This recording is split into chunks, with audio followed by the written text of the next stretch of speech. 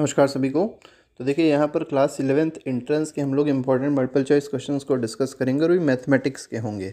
ठीक है, तो अगर आप जामिया इस्लामिया जो स्कूल है उसकी अगर आप तैयारी कर रहे हैं, एएमयू की तैयारी कर रहे हैं या बीएचयू के एंट्रेंस की, वो भी क्लास 11th एंट्रेंस की तैयारी कर रहे हैं, तो उसके लिए बहुत ज़्यादा इंपॉर्टेंट ये क्वेश्चन होने वाले हैं। तो चलिए स्टार्ट करते हैं, देखते हैं फर्स्ट क्वेश्चन में क्या कहा गया। भी दे सकते हैं, अगर आपने रिवीजन कर लिया होगा तो आपको ये चीज पता होगी। तो देखिए फर्स्ट क्वेश्चन में कहा गया if x is equal to 3, तो आपको देखिए यहाँ पर क्या दिया गया कि x की वैल्यू 3 है और ये एक रूट है कौन सी क्वाड्रेटिक इक्वेशन का। तो क्वाड्रेटिक इक्वेशन दी गई है एक्स स्क्वायर माइनस 2x के x minus 6 is equal to 0। आपको यहाँ पर k की वैल्यू बतानी है।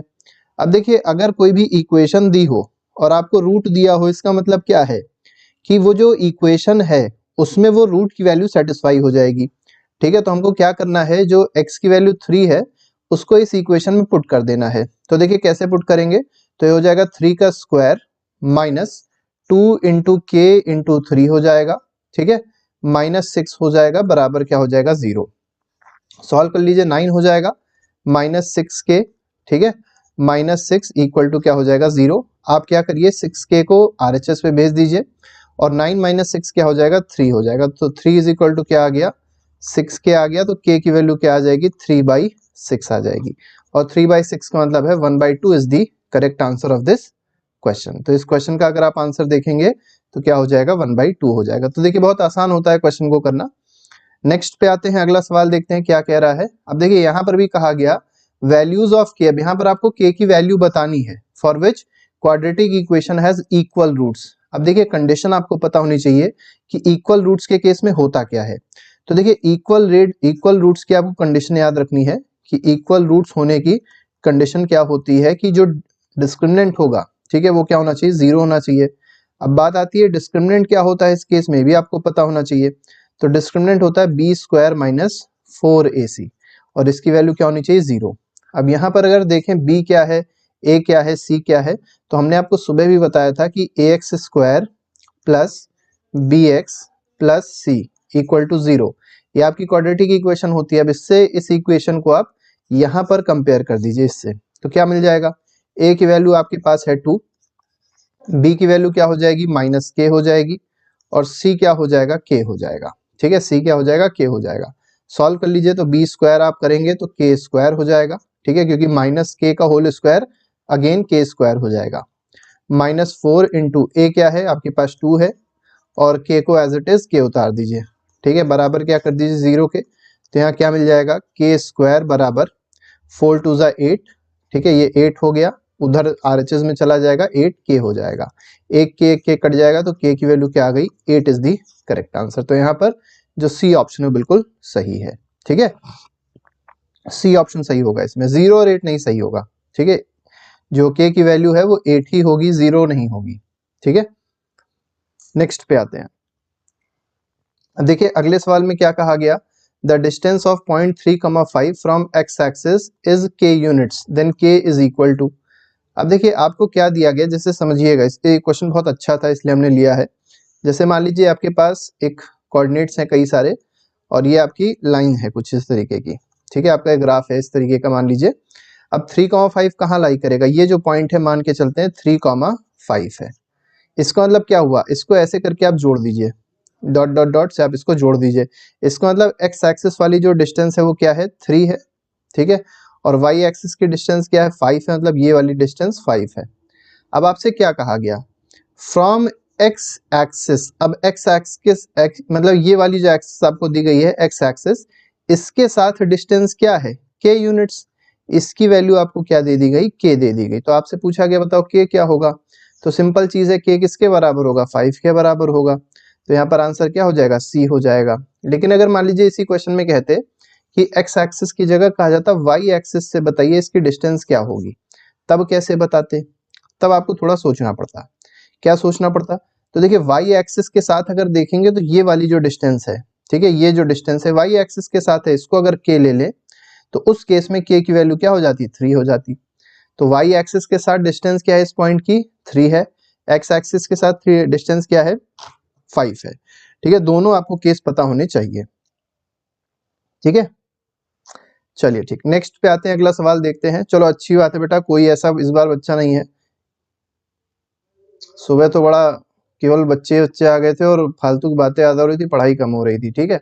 तो यहाँ नहीं है, अच्छी बात है, कम बच्चे रहें लेकिन अच्छे रहें, ये ज़्यादा अच्छा रहता है। If the height of tower is equal to the length of its shadow, देखिए शैडो वाले क्वेश्चंस बहुत ज्यादा इंपॉर्टेंट है और ये जरूर पूछे आते हैं शैडो वाले क्वेश्चंस, लेकिन कैसे करेंगे इसको देखिएगा, ठीक है। बहुत आसान होता है, कोई बहुत ज्यादा टफ नहीं होता। देखिए जैसे मान लीजिए एक टावर है, जैसे मान लीजिए एक टावर हो गया, ठीक, और ये मान लीजिए ग्राउंड है, ठीक है, ये टावर है, ग्राउंड है। अब देखिएगा बहुत अच्छा क्वेश्चन है, इसमें कहा गया the height of tower is equal to length of its shadow.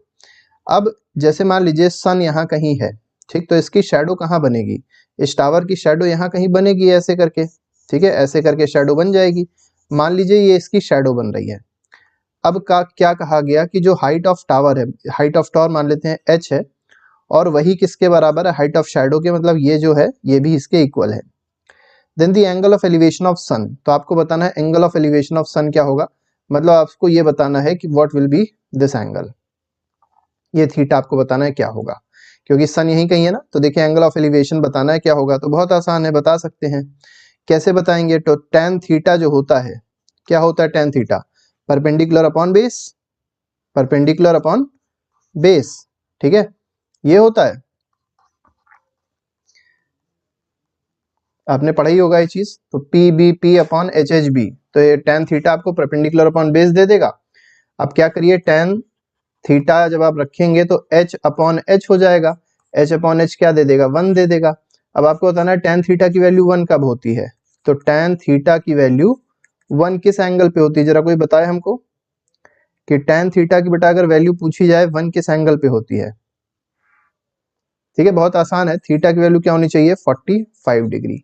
तो सिंपल सा क्वेश्चन था कि ये जो थीटा होना चाहिए that should be equal to what, 45 degree. तो यहाँ पर बी ऑप्शन बिल्कुल सही हो जाएगा, ठीक है, हाँ बिल्कुल सही महावीर बेटा, बिल्कुल सही है आपका।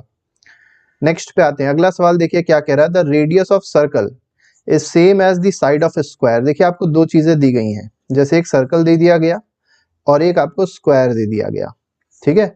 और क्या कहा गया है कि जो इसका रेडियस है, सर्कल का जो रेडियस है वो इस साइड के बराबर है, ठीक है। अब आपको ऐसे समझ लीजिए कि r बराबर s हो गया, रेडियस बराबर side of square, perimeters are in the ratio. आपसे पूछा गया है कि जो दोनों का पेरीमीटर्स होगा उसका रेशियो क्या होगा। तो सर्कल का पेरीमीटर क्या होता है, सरकमफ्रेंस जिसको कहते हैं, सर्कल का अगर सरकमफ्रेंस आप देखेंगे होता है 2 पाई r, और इसका पेरीमीटर होता है, पेरीमीटर इसका क्या हो जाएगा, 4 इंटू एस हो जाएगा, ठीक है। दोनों का रेशियो बताना है। देखिए ऊपर क्या है, पेरीमीटर इन द रेशियो, इसका मतलब सबसे पहले जो लिखा था सर्कल उसको पहले रखेंगे और फिर स्क्वायर को रखेंगे। तो सर्कल अपॉन स्क्वायर जब आप करेंगे तो देखिए सर्कल का क्या था, सर्कल का था 2 पाई आर, स्क्वायर का क्या है 4s, 4s कर दीजिए, ये दोनों बराबर थे कट जाएंगे, ये हो जाएगा 2 2 जा 4, आंसर क्या आ गया, pi upon 2 is the correct answer, ठीक है तौफीक, ठीक है, हेलो तौफीक, ठीक। तो यहाँ पर पाई अपॉन 2 मतलब सी ऑप्शन जो है बिल्कुल सही हो जाएगा। अगला सवाल देखते हैं, ठीक है, चलिए इस क्वेश्चन का आंसर देखें सभी लोग, कैसे होगा क्वेश्चन, ठीक है। When a dice is throne, अब देखिए डाइस क्या होता है, डाइस होता है पासा, आपने देखा होगा पासा, उसमें नंबर्स अगर आप देखेंगे तो 1 होता है, 2 होता है, 3 होता है, 4 होता है, 5 होता है, 6 होता है, तो मतलब 6 तक उसमें नंबर होते हैं। अब इसमें क्या कहा गया, probability of getting an even number, तो क्या क्या आउटकम्स हो सकती हैं, 1 2 3 4 5 और 6। अब देखिए कहा गया है इवन नंबर तो आना है लेकिन लेस देन 4 आना है, याद रखिएगा लेस देन 4 कहा गया है, ठीक है। लेस देन 4 का मतलब ये हुआ कि 4 नहीं उसमें इंक्लूड होगा, क्या क्या इंक्लूड होगा, केवल और केवल 2 इंक्लूड होगा, क्योंकि 2 ही इवन नंबर है, लेस देन 4, 4 तो इंक्लूड नहीं हुआ। तो आपके पास फेवरेबल आउटकम्स कितनी हो गई, फेवरेबल आउटकम्स हो गई 1, और कौन सी है वो 2 है। अब 2 को फेवरेबल आउटकम मत कर दीजिएगा, 2 एक वैल्यू है, ठीक है, वो कितनी बार आया, केवल एक बार आया, तो इसीलिए फेवरेबल आउटकम क्या है, 1 है केवल, ठीक है। हाँ, और इसमें टोटल आउटकम कितनी है, अगर मान लीजिए इसे में बोला जाए टोटल आउटकम कितनी है, तो देखिए गिन लीजिए टोटल कितनी है, तो 6 तक है ना, तो 6 टोटल आउटकम हो जाएगी। तो अगर आपसे पूछी जाए प्रोबेबिलिटी क्या हो जाएगी, तो 1/6 इज दी करेक्ट आंसर, ठीक बेटा, नहीं बिल्कुल सही है आपका आंसर, तो डी ऑप्शन इसमें बिल्कुल सही होगा, ठीक है। अगले सवाल पे आइए, बहुत आसान ये भी क्वेश्चन दिया गया है, रेक्टेंगुलर शीट ऑफ पेपर, देखिए एक रेक्टेंगुलर शीट ऑफ पेपर है और उसका आपको लेंथ और ब्रेथ दिया है। जैसे मान लीजिए ये एक रेक्टेंगल है कुछ इस तरीके का, ठीक है। अब इसका लेंथ और ब्रेथ दे दिया गया है, ये मान लीजिए दिया गया 40 सेंटीमीटर, ठीक है, और ब्रेथ क्या दी गई है 22 सेंटीमीटर। और क्या कहा गया, इसको फिर रोल किया गया, मतलब ये जो आपके पास मान के चलते हैं, ये मान लीजिए हमारे पास एक पेपर था, अब इसको क्या कर दिया गया, रोल कर दिया गया है। अब आप जब रोल करते हैं तो होता क्या है, रोल करने से होता ये है कि जो स्क्वायर था उसका जो टोटल एरिया था, ठीक है, स्क्वायर मतलब रेक्टेंगल का जो एरिया था वो इस सिलेंडर के कर्व्ड सरफेस एरिया में कन्वर्ट हो गया है। किसमें कन्वर्ट हो गया, curved surface area of cylinder में देखिए कन्वर्ट हो गया। तो इसका पहले एरिया निकाल लीजिए, इसका एरिया क्या हो जाएगा रेक्टेंगल का, लेंथ इंटू ब्रेथ, मतलब 40 इंटू 22। अब ये किस में कन्वर्ट हो रहा है, जब आपने रोल किया तो रोल करने की वजह से क्या हुआ, ये कन्वर्ट हो गया CSA ऑफ सिलेंडर में, ठीक है। और CSA ऑफ सिलेंडर होता क्या है, सिंपल सा है, 2 पाई RH होता है, ठीक है। अच्छा बेटा, ये जो ट्राइंगल्स का आप क्वेश्चन पूछ रहे हैं इस पे हम लोग एक सेपरेट वीडियो बना देंगे कि कैसे ट्राइंगल के क्वेश्चन को आसानी से कर सकते हैं, ठीक है। उसमें थोड़ी सी ट्रिक होती है, ट्रिक बता देंगे आपको, हो जाएगा, कोई दिक्कत नहीं होगी। तो देखिए इसमें क्या करना है, 2 पाई RH आप करेंगे तो क्या करना है, इन दोनों को आप इक्वेट कर दीजिए। अब देखिए इसमें हाइट दी हुई थी 40, मतलब ये वाली जो हाइट है इसको ऐसे लिख सकते हैं 2 पाई R इंटू 40। इक्वेट करेंगे देखिए कैसे, 40 इंटू 22 इक्वल टू क्या हो जाएगा, 2 पाई R इंटू 40। ये 40 और ये 40 कट गया, ठीक है। अब देखिएगा बहुत ध्यान से समझिएगा, 2 इंटू, अब यहाँ 3.14 अगर आप रख देंगे तो गलत हो जाएगा, आएगा ही नहीं आंसर। 22/7 इंटू क्या कर दीजिए, R कर दीजिए, इधर क्या 22 है, ये 22, ये 22 कट गया, 7 ऊपर चला जाएगा, 2 नीचे चला जाएगा, तो R की वैल्यू क्या आ जाएगी 7/2, और 7/2 का मतलब क्या होता है 3.5। तो यहाँ पर अगर देखा जाए तो A ऑप्शन जो था वो बिल्कुल सही था, ठीक है। हाँ ठीक है बेटा, हाँ तो उसका वीडियो बना दिया गया, कोई दिक्कत नहीं। अगले क्वेश्चन पे आते हैं, समझ में आ गया होगा, ऐसे ही बेटा क्वेश्चन आएंगे, बहुत ज्यादा कठिन क्वेश्चन नहीं आते हैं CBSE में, बस थोड़े से ट्रिक वाले आते हैं। अब आपको ये समझना होगा कि वहां पर पाई की वैल्यू क्या रखें, 3.14 रखें या 22/7 रखें। अगर इसी क्वेश्चन में हम पाई की वैल्यू 3.14 रख देते तो क्वेश्चन बहुत टफ हो जाता, लेकिन 22/7 रखा, देखा इधर 22 था, कट गया, आसान हो गया क्वेश्चन, ठीक। अगला क्वेश्चन देखिए, अगले क्वेश्चन में कहा गया, देखिए ये जो प्रॉपर्टी है, ठीक है, HCF वाली, तो आपको दो नंबर दिए होंगे, जैसे मान लीजिए एक नंबर है 1 और दूसरा नंबर है 2, ठीक है, और कहा गया दोनों का LCM है 2, तो आपसे पूछा जाएगा HCF क्या होगा। तो आपको याद रखना है प्रोडक्ट ऑफ टू नंबर्स, ठीक है, प्रोडक्ट ऑफ टू नंबर्स बराबर क्या होता है, LCM मल्टीप्लाइड बाय HCF, ठीक है। तो LCM multiplied by HCF is equal to product of two number जिनका LCM HCF देखा गया। जैसे यहाँ पर कहा गया है HCF of two numbers is 5, तो HCF क्या दे दिया, 5 दे दिया है, प्रोडक्ट दे दिया गया 150, तो मतलब दोनों नंबर्स का प्रोडक्ट दिया 150। आपको LCM बताना है, तो LCM क्या दिया है 40, पहले LCM देख लेते क्या होगा। तो HCF मल्टीप्लाइड बाय क्या होता है LCM, तो क्या LCM 40 होगा, देख लेते हैं, 150 अपॉन क्या कर दीजिए 5 कर दीजिए, आंसर क्या आ जाएगा 50 आ जाएगा। तो देखिए स्टेटमेंट गलत हो गया, क्योंकि LCM 40 नहीं आ रहा है, LCM क्या आ रहा है 50 आ रहा है। अब असर्शन जब गलत है तो आपको सोचना ही नहीं कुछ भी, असर्शन जब गलत होगा तो रीजन अपने आप क्या हो जाएगा, सही हो जाएगा, क्योंकि देख लीजिए यही एक केस बन सकता है, तो assertion is false but reason is true. अब देखिए रीजन इज ट्रू में कहा भी वही बात गई थी कि HCF AB का मल्टीप्लाइड बाय LCM AB का बराबर A इंटू बी, वही चीज जो बताई वही चीज यहाँ पर कही गई है, ठीक है।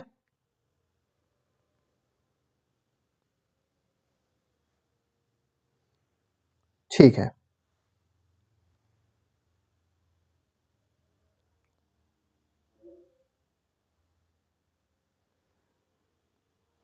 एक मिनट बेटा रुकेंगे।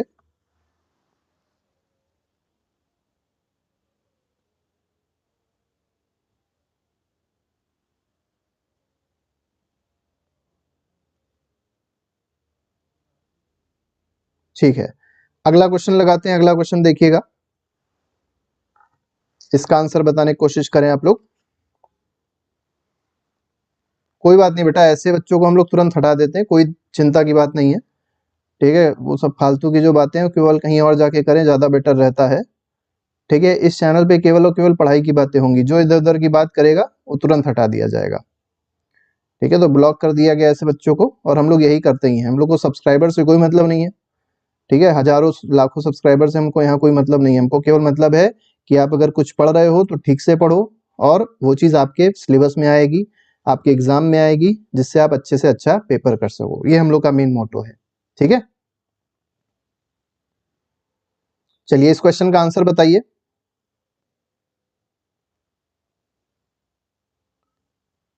इस क्वेश्चन का आंसर बताएं सभी लोग। थोड़ा सा ब्लर टाइप का लग रहा होगा, कोई बात नहीं, कोई बात नहीं योगरा, कोई बात नहीं अंशिका, अभी बहुत ज्यादा क्वेश्चन नहीं कराए थे, 8-9 क्वेश्चन कराए हैं। अब इस क्वेश्चन को देखिएगा, ये भी क्वेश्चन पूछा गया है पहले।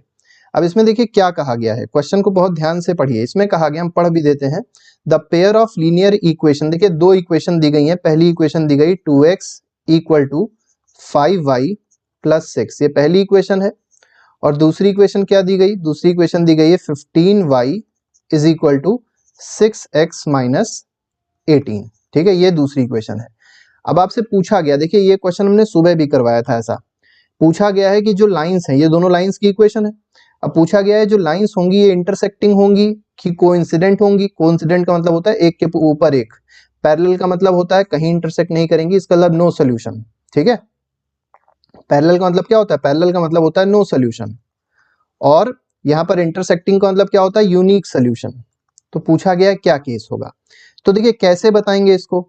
ठीक है, कैसे इस क्वेश्चन को करेंगे, ये चीज आपको यहाँ पर समझनी है।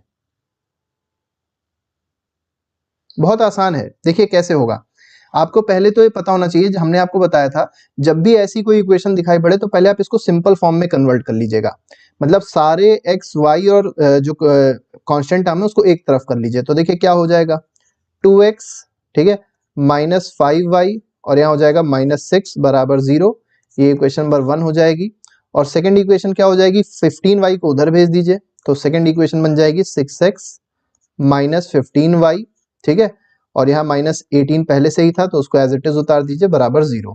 ठीक है, एक बार चेक कर लेते हैं इक्वेशन क्या सही है। तो हमने पहले में देखिए क्या किया, 5y को उधर भेजा तो माइनस में हो गया, 6 को उधर भेजा तो माइनस में हो गया, बिल्कुल ठीक है। सेकंड में क्या किया, 6x minus 18 as it is उतार दिया, और 15y को उधर भेजा तो माइनस में हो गया, बिल्कुल ठीक है। अब यहां से आपको क्या पता चल गया, यहां से इक्वेशन से आपको पता चला कि a1 की वैल्यू क्या है, a1 की वैल्यू है 2, b1 की वैल्यू क्या है, b1 की वैल्यू 5 नहीं है, -5 है।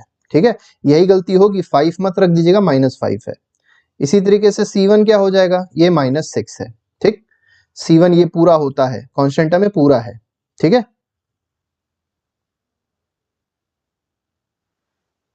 इसके बाद आते हैं, देखिए इसके बाद a2 देख लीजिए क्या है, a2 क्या हो जाएगा, a2 हो जाएगा 6, b2 क्या हो जाएगा, b2 आप देखेंगे हो जाएगा -15, और c2 क्या हो जाएगा, -18 हो जाएगा। अब आप क्या करिए, अब आपको दिखाई पड़ रहा होगा a1 अपॉन a2 आप पहले निकाल लीजिए। a1 अपॉन a2 की वैल्यू क्या आ रही है, 2/6, और 2/6 मतलब क्या हो जाएगा, 1/3। b1 अपॉन b2 निकाल लीजिए, b1 अपॉन b2 क्या आ रहा है, ये भी आप देख सकते हैं 1/3 आ रहा है। फिर c1 अपॉन c2 निकाल लीजिए, c1 अपॉन c2 निकाल लीजिए, c1 अपॉन c2 फिर से 1/3 आ रहा है। अब आपने क्या देखा कि a1 अपॉन a2 भी 1/3 था। ठीक है, b1 अपॉन b2 भी 1/3 है, तीनों के तीनों 1/3 हैं। और जब तीनों 1/3 होंगे तो हम क्या कह सकते हैं, a1 upon a2 is equal to b1 upon b2 is equal to c1 upon c2। अब जरा कोई बच्चा होता है, ये केस किसका होगा, ये केस जो है किसका केस है, जरा कोई बताए, ये केस कौन सी इक्वेशन, मतलब कौन सी केस का केस है, ये आपको यहां पर बताना है। ठीक है, ठीक है अंशिका, बाकी बच्चे बताएं ये कौन सी मतलब लाइन का केस होगा। ठीक है, आपको क्या लगता है कौन सा केस है, a1 upon a2 is equal to b1 upon, अच्छा a बता रहे हैं बेटा, इंटरसेक्टिंग का केस है ये, नहीं तौफीक बिल्कुल गलत बता रहे हैं आप। ठीक है, ये जो केस है ना, ये कोइंसिडेंट का केस है। ठीक है, ये किसका केस है, कोइंसिडेंट लाइंस का केस है, मतलब दोनों लाइंस आपस में एक दूसरे के ऊपर हैं। और ये केस को और एक और नाम दिया था, इनफाइनाइटली मेनी सोल्यूशन भी कहते हैं इसको, इनफाइनाइटली मेनी सोल्यूशंस, मतलब इसमें कितने सोल्यूशंस होंगे, इनफाइनाइट नंबर ऑफ सोल्यूशंस होंगे यहाँ पर। हाँ, तो सी ऑप्शन सही है, बिल्कुल सही बेटा। ठीक है, सी ऑप्शन सही है, इसमें बी नहीं सही है नेहा। इंटरसेक्टिंग अगर होता तो इंटरसेक्टिंग मतलब यूनिक सॉल्यूशन, और यूनिक सॉल्यूशन का केस होता है a1 upon a2 not equal to B1 upon B2, ठीक है। और अगर पैरेलल का केस पूछा था तो इसका केस क्या होता है, A1 upon A2 is equal to B1 upon B2 but not equal to C1 upon C2, ठीक है। ये पैरेलल का केस होता, ठीक है ना। ये बेटा याद रखना, बहुत इंपॉर्टेंट है ये क्वेश्चन समझ के चलो, पूछा ही पूछा जाएगा। अगला क्वेश्चन देखते हैं। अगला क्वेश्चन फिर देखिए वैसे ही है जैसे शैडो वाला क्वेश्चन भी बताया था, सेम उसी तरीके का ये भी क्वेश्चन। अब इसका आंसर बताने की कोशिश करें, हम थोड़ा पढ़ देते हैं क्वेश्चन को। कहा गया एक पोल है, पोल की हाइट हमको दी गई। देखिए जब भी कोई आपको ट्रिग्नोमेट्री का क्वेश्चन मिलेगा तो पहला काम आपका ये रहेगा कि इसमें डायग्राम जरूर बना लीजिएगा। फिगर एक बना लेंगे तो क्वेश्चन आसान हो जाएगा। 6 मीटर का पोल है, ठीक है, और कहा गया कि इसकी शेडो जो है 2√3 मीटर की है। अब इसकी शेडो किधर है, मान के चलते हैं ये इसकी शेडो है, ठीक है, ये इसकी शेडो है और इसकी लेंथ दी गई है 2√3 metre on the ground. Then sun's elevation, अब देखिए एलिवेशन पूछा गया है सन्स का, मतलब यहाँ मान लीजिए सूरज था, ठीक है, तो इसका एलिवेशन क्या है, ये जो एंगल है आपको बताना है एंगल क्या होगा। वही सेम काम करिए, tan थीटा का फॉर्मूला लगा लीजिए। tan थीटा क्या होता है, परपेंडिकुलर अपॉन बेस। अब ये क्या है, ये आपका परपेंडिकुलर ही तो होगा और ये क्या हो जाएगा, बेस हो जाएगा। अब देखिए कई बार बच्चों को ये भी प्रॉब्लम हो जाती है कि परपेंडिकुलर कैसे बताएं और बेस कैसे बताएं। तो देखिए एक चीज याद रखिए, ये अगर 90 डिग्री एंगल है तो 90 डिग्री के सामने वाला हमेशा हाइपोटेन्यूज होगा, ये याद रखिएगा, 90 डिग्री के सामने वाला हमेशा हाइपोटेन्यूज होगा। और जो थीटा के साथ जुड़ा है, ठीक है, थीटा एंगल के साथ जो साइड जुड़ी है वो या तो हाइपोटेन्यूज होगी, मतलब आपने देखा सामने हाइपोटेन्यूज है ना, 90 के सामने तो हाइपोटेन्यूज हो गया, तो अब हाइपोटेन्यूज तो बेस हो नहीं सकता, तो बेस क्या होगा, दूसरी बची साइड, ठीक है, तो ये साइड बची तो ये क्या हो जाएगी, बेस हो जाएगी। अगर मान लीजिए आपके पास ट्राइंगल कुछ इस तरीके का होता, मान लेते हैं ट्राइंगल ये होता, ठीक, ये आपका ट्राइंगल है, ठीक, इसमें ए बी सी साइड दी गई। अब जरा बताइए ये अगर एंगल आपके पास थीटा है, अब अगर आपसे पूछा जाए बताइए बेस क्या होगा, कोई बता सकता है बेस इस केस में क्या होगा, जरा बताए। क्वेश्चन बेटा ऐसे भी पूछा जा सकता है कि सिंपल आपको एक ट्राइंगल दे दिया जाएगा और पूछा जाएगा बताओ इसमें बेस क्या है, ऑप्शन दे देंगे ए बी, बी सी, ए सी या नन ऑफ दी अबव। तो देखिए सिंपल सा क्वेश्चन है, जैसे ये 90 डिग्री एंगल था ना, अब इसके सामने वाली जो साइड है मतलब BC, तो BC क्या हो जाएगा, हाइपोटेन्यूज हो जाएगा, ठीक है। अब आप थीटा को देखिए, थीटा जिसके साथ जुड़ा है, ठीक है, तो थीटा किसके साथ जुड़ा है, एक तो BC के साथ जुड़ा है तो वो तो हाइपोटेन्यूज हो गया, तो दूसरा किसके साथ जुड़ा हुआ है, AB के साथ, तो AB क्या हो जाएगा आपका, बेस हो जाएगा। तो परपेंडिकुलर क्या हो जाएगा, AC जो है आपका परपेंडिकुलर हो जाएगा। बहुत सिंपल सी बात होती है और यही थीटा की इंपॉर्टेंस है, क्योंकि थीटा ही डिसाइड करता है कि क्या बेस होगा और क्या परपेंडिकुलर होगा, ठीक है।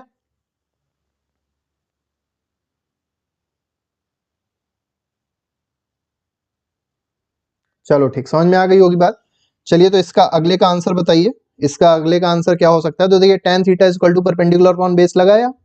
अब परपेंडिकुलर आपको दिखाई पड़ रहा है, परपेंडिकुलर क्या है, 6 है, 6 रख दीजिए। बेस क्या है आपके पास, 2√3 है, 2√3 है, 2 3 जा 6 हो गया। अब देखिए आंसर क्या आया, 3/√3 आया, और 3/√3 की वैल्यू क्या हो जाएगी, तो 3 को क्या लिख सकते हैं, √3 इंटू √3 अपॉन क्या हो जाएगा, √3। ये कट गया, आंसर क्या आ गया, tan थीटा की वैल्यू क्या आ रही है, √3 आ रही है। अब tan थीटा की वैल्यू √3 कब होती है, 60 डिग्री पे होती है, इसका मतलब जो आंसर है वो क्या है, थीटा की वैल्यू है 60 डिग्री, मतलब ए ऑप्शन जो है बिल्कुल सही है, ठीक है। हाँ बिल्कुल सही है प्रांजल, बिल्कुल सही है आपका, बिल्कुल सही आंसर दिया है सबने। यहाँ पर महावीर बेटा आपका आंसर गलत आ रहा था, चलिए कोई बात नहीं, 60 बिल्कुल सही है। प्रांजल ने बिल्कुल सही आंसर दिया था, तौफीक का भी आंसर सही था। चलिए अगले पे आइए, अगला क्वेश्चन बताइए। द डिस्टेंस ऑफ पॉइंट -6,8, देखिए आपके पास एक पॉइंट है और ये क्या पॉइंट क्या दिया है, -6,8 एक पॉइंट दिया है। अब इसकी आपको डिस्टेंस बतानी कहाँ से, ओरिजिन से। ओरिजिन क्या होता है, ओरिजिन होता है 0,0, बिल्कुल सेंटर का पॉइंट होता है ओरिजिन, ठीक है, तो ये होता है 0,0, ठीक है। अब यहाँ से आपको डिस्टेंस बतानी है, डिस्टेंस का फॉर्मूला आपको पता ही है, √a। अब यहाँ पर देखिए, यहाँ पर पूरा आपको डिस्टेंस का फॉर्मूला नहीं लगाना, कि जब ओरिजिन दिया हो तो इसका स्क्वायर करिए, इसका स्क्वायर करिए, दोनों जोड़ दीजिए, ठीक है, 6 का स्क्वायर प्लस 8 का स्क्वायर और अंडर करिए, आपको डिस्टेंस मिल जाएगी। 6 का स्क्वायर 36, इसका 64, तो √100, √100 क्या हो गया, d हो जाएगा, तो d की वैल्यू क्या आ जाएगी, 10 यूनिट्स आ जाएगी, हो गया आसानी से, ठीक है। तो इसमें कौन सा ऑप्शन हो जाएगा, तो डी ऑप्शन 10 दिया है वो बिल्कुल सही हो जाएगा, ठीक है। चलिए अगले पे आते हैं, अगला देखते हैं। अगले क्वेश्चन में देखिए क्या कहा गया।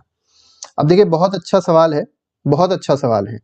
इसमें कहा गया है कि एपी है और एपी में देखिए क्या दिया गया। एपी में दिया गया है √7 और दिया है √28, फिर दिया है √63 और फिर पूछा अगला बताइए एपी क्या होगा, बताइए। अब यहां पर अगर आप देखेंगे तो क्या करिए, सिंपल सा फैक्टर कर दीजिए। ये √7 था, इसका तो कोई फैक्टर हो नहीं सकता क्योंकि तो प्राइम नंबर है, लेकिन अंदर आप देखेंगे तो अंदर फैक्टर हो जाएगा 7 × 2 × 2, तो इसको क्या लिख सकते हैं 2√7 लिख सकते हैं। ठीक, आगे बढ़िए, इसको क्या हो जाएगा, तो इसको लिख सकते हैं 7 × 3 × 3, तो इसको क्या लिख देंगे 3√7 लिख देंगे। अब आपको दिखाई पड़ गया होगा, अब तो हमको लगता है कि समझ में आ गया होगा कैसे होगा ये क्वेश्चन। ठीक है, तो देखिए पहला नंबर क्या था, पहला था √7, दूसरा क्या आया 2√7, तीसरा क्या आया 3√7, अब चौथा क्या आ जाएगा, सिंपल सी बात है 4√7 आ जाएगा। अब देखिए 4√7 लेकिन आप देखेंगे तो ऑप्शन में ही नहीं है, तब क्या किया जाए, तो क्या करिए सिंपल सा काम करिए, जो 4√7 है इसका मतलब क्या होता है कि जब ये 4 अंदर आएगा अंडर रूट के तो 2 बार मल्टीप्लाई हो जाएगा, तो 4 × 4 × 7, तो 4 4 जा 16, 7 जा कितना होता है 16, 7 जा 16 42, 112 होगा। तो यहाँ पर जो डी ऑप्शन बिल्कुल सही हो जाएगा। ठीक है बेटा, डी ऑप्शन इसमें बिल्कुल सही होगा, तो डी ऑप्शन पे आप टिक लगाएंगे। नेक्स्ट क्वेश्चन देखते हैं। अब देखिए सेक स्क्वायर थीटा -1 और कोसेक स्क्वायर थीटा -1, इसकी वैल्यू पूछी गई है क्या होती है। तो देखिए यहाँ पर आपको 3 आइडेंटिटीज हम बताएंगे। पहली आइडेंटिटी समझिए, sine square theta plus cos square theta बराबर क्या होता है 1 होता है। ठीक है, इसके बाद tan square theta minus sec square theta, ठीक है, ये भी क्या होता है 1 होता है। इसके बाद cot square theta minus cosec square theta, ये भी क्या होता है 1 होता है। ये तीनों आइडेंटिटी अगर पता है आपको तो इस क्वेश्चन को तीनों में से किसी एक आइडेंटिटी से कर सकते हैं। ठीक है, अब आप समझिएगा सेक स्क्वायर थीटा -1 कहा गया है, तो सेक स्क्वायर कहां पर आ रहा है, ये आ रहा है ना। चलिए बताइए सेक स्क्वायर थीटा -1,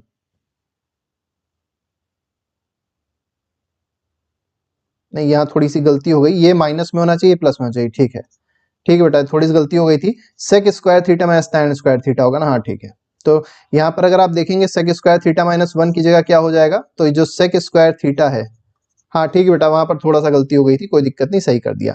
सेक स्क्वायर थीटा -1 अगर आप देखेंगे तो क्या हो जाएगा tan स्क्वायर थीटा हो जाएगा।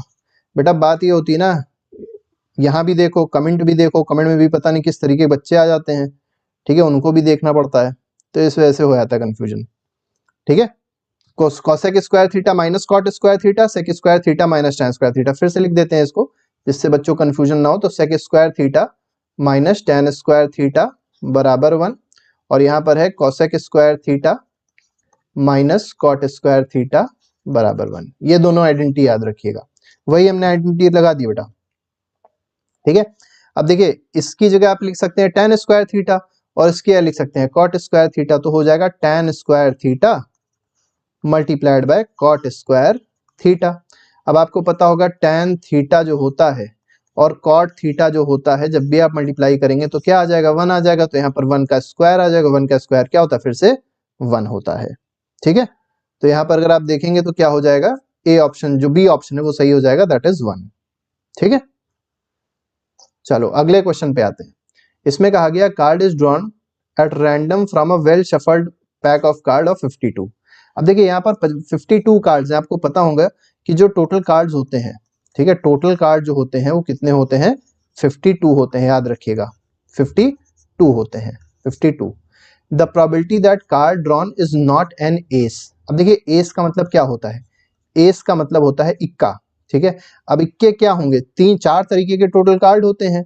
ठीक है, अब 4 तरीके के कार्ड होते हैं, 4 तरीके के जो कार्ड हैं हर एक तरीके कार्ड में एक एक इक्का है, तो एक एस यहाँ, एक एस यहाँ, एक एस यहाँ और एक एस यहाँ, तो टोटल एस कितने हो सकते हैं 4।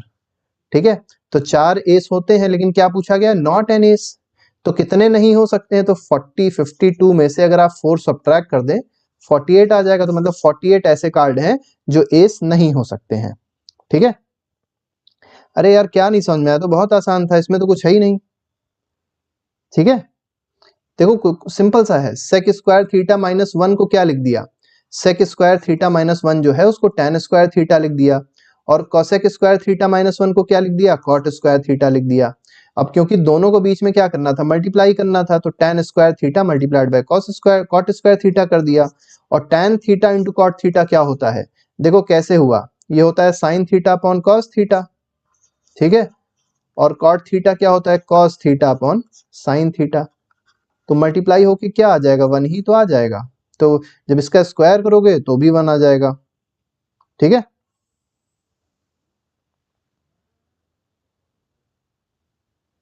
ठीक,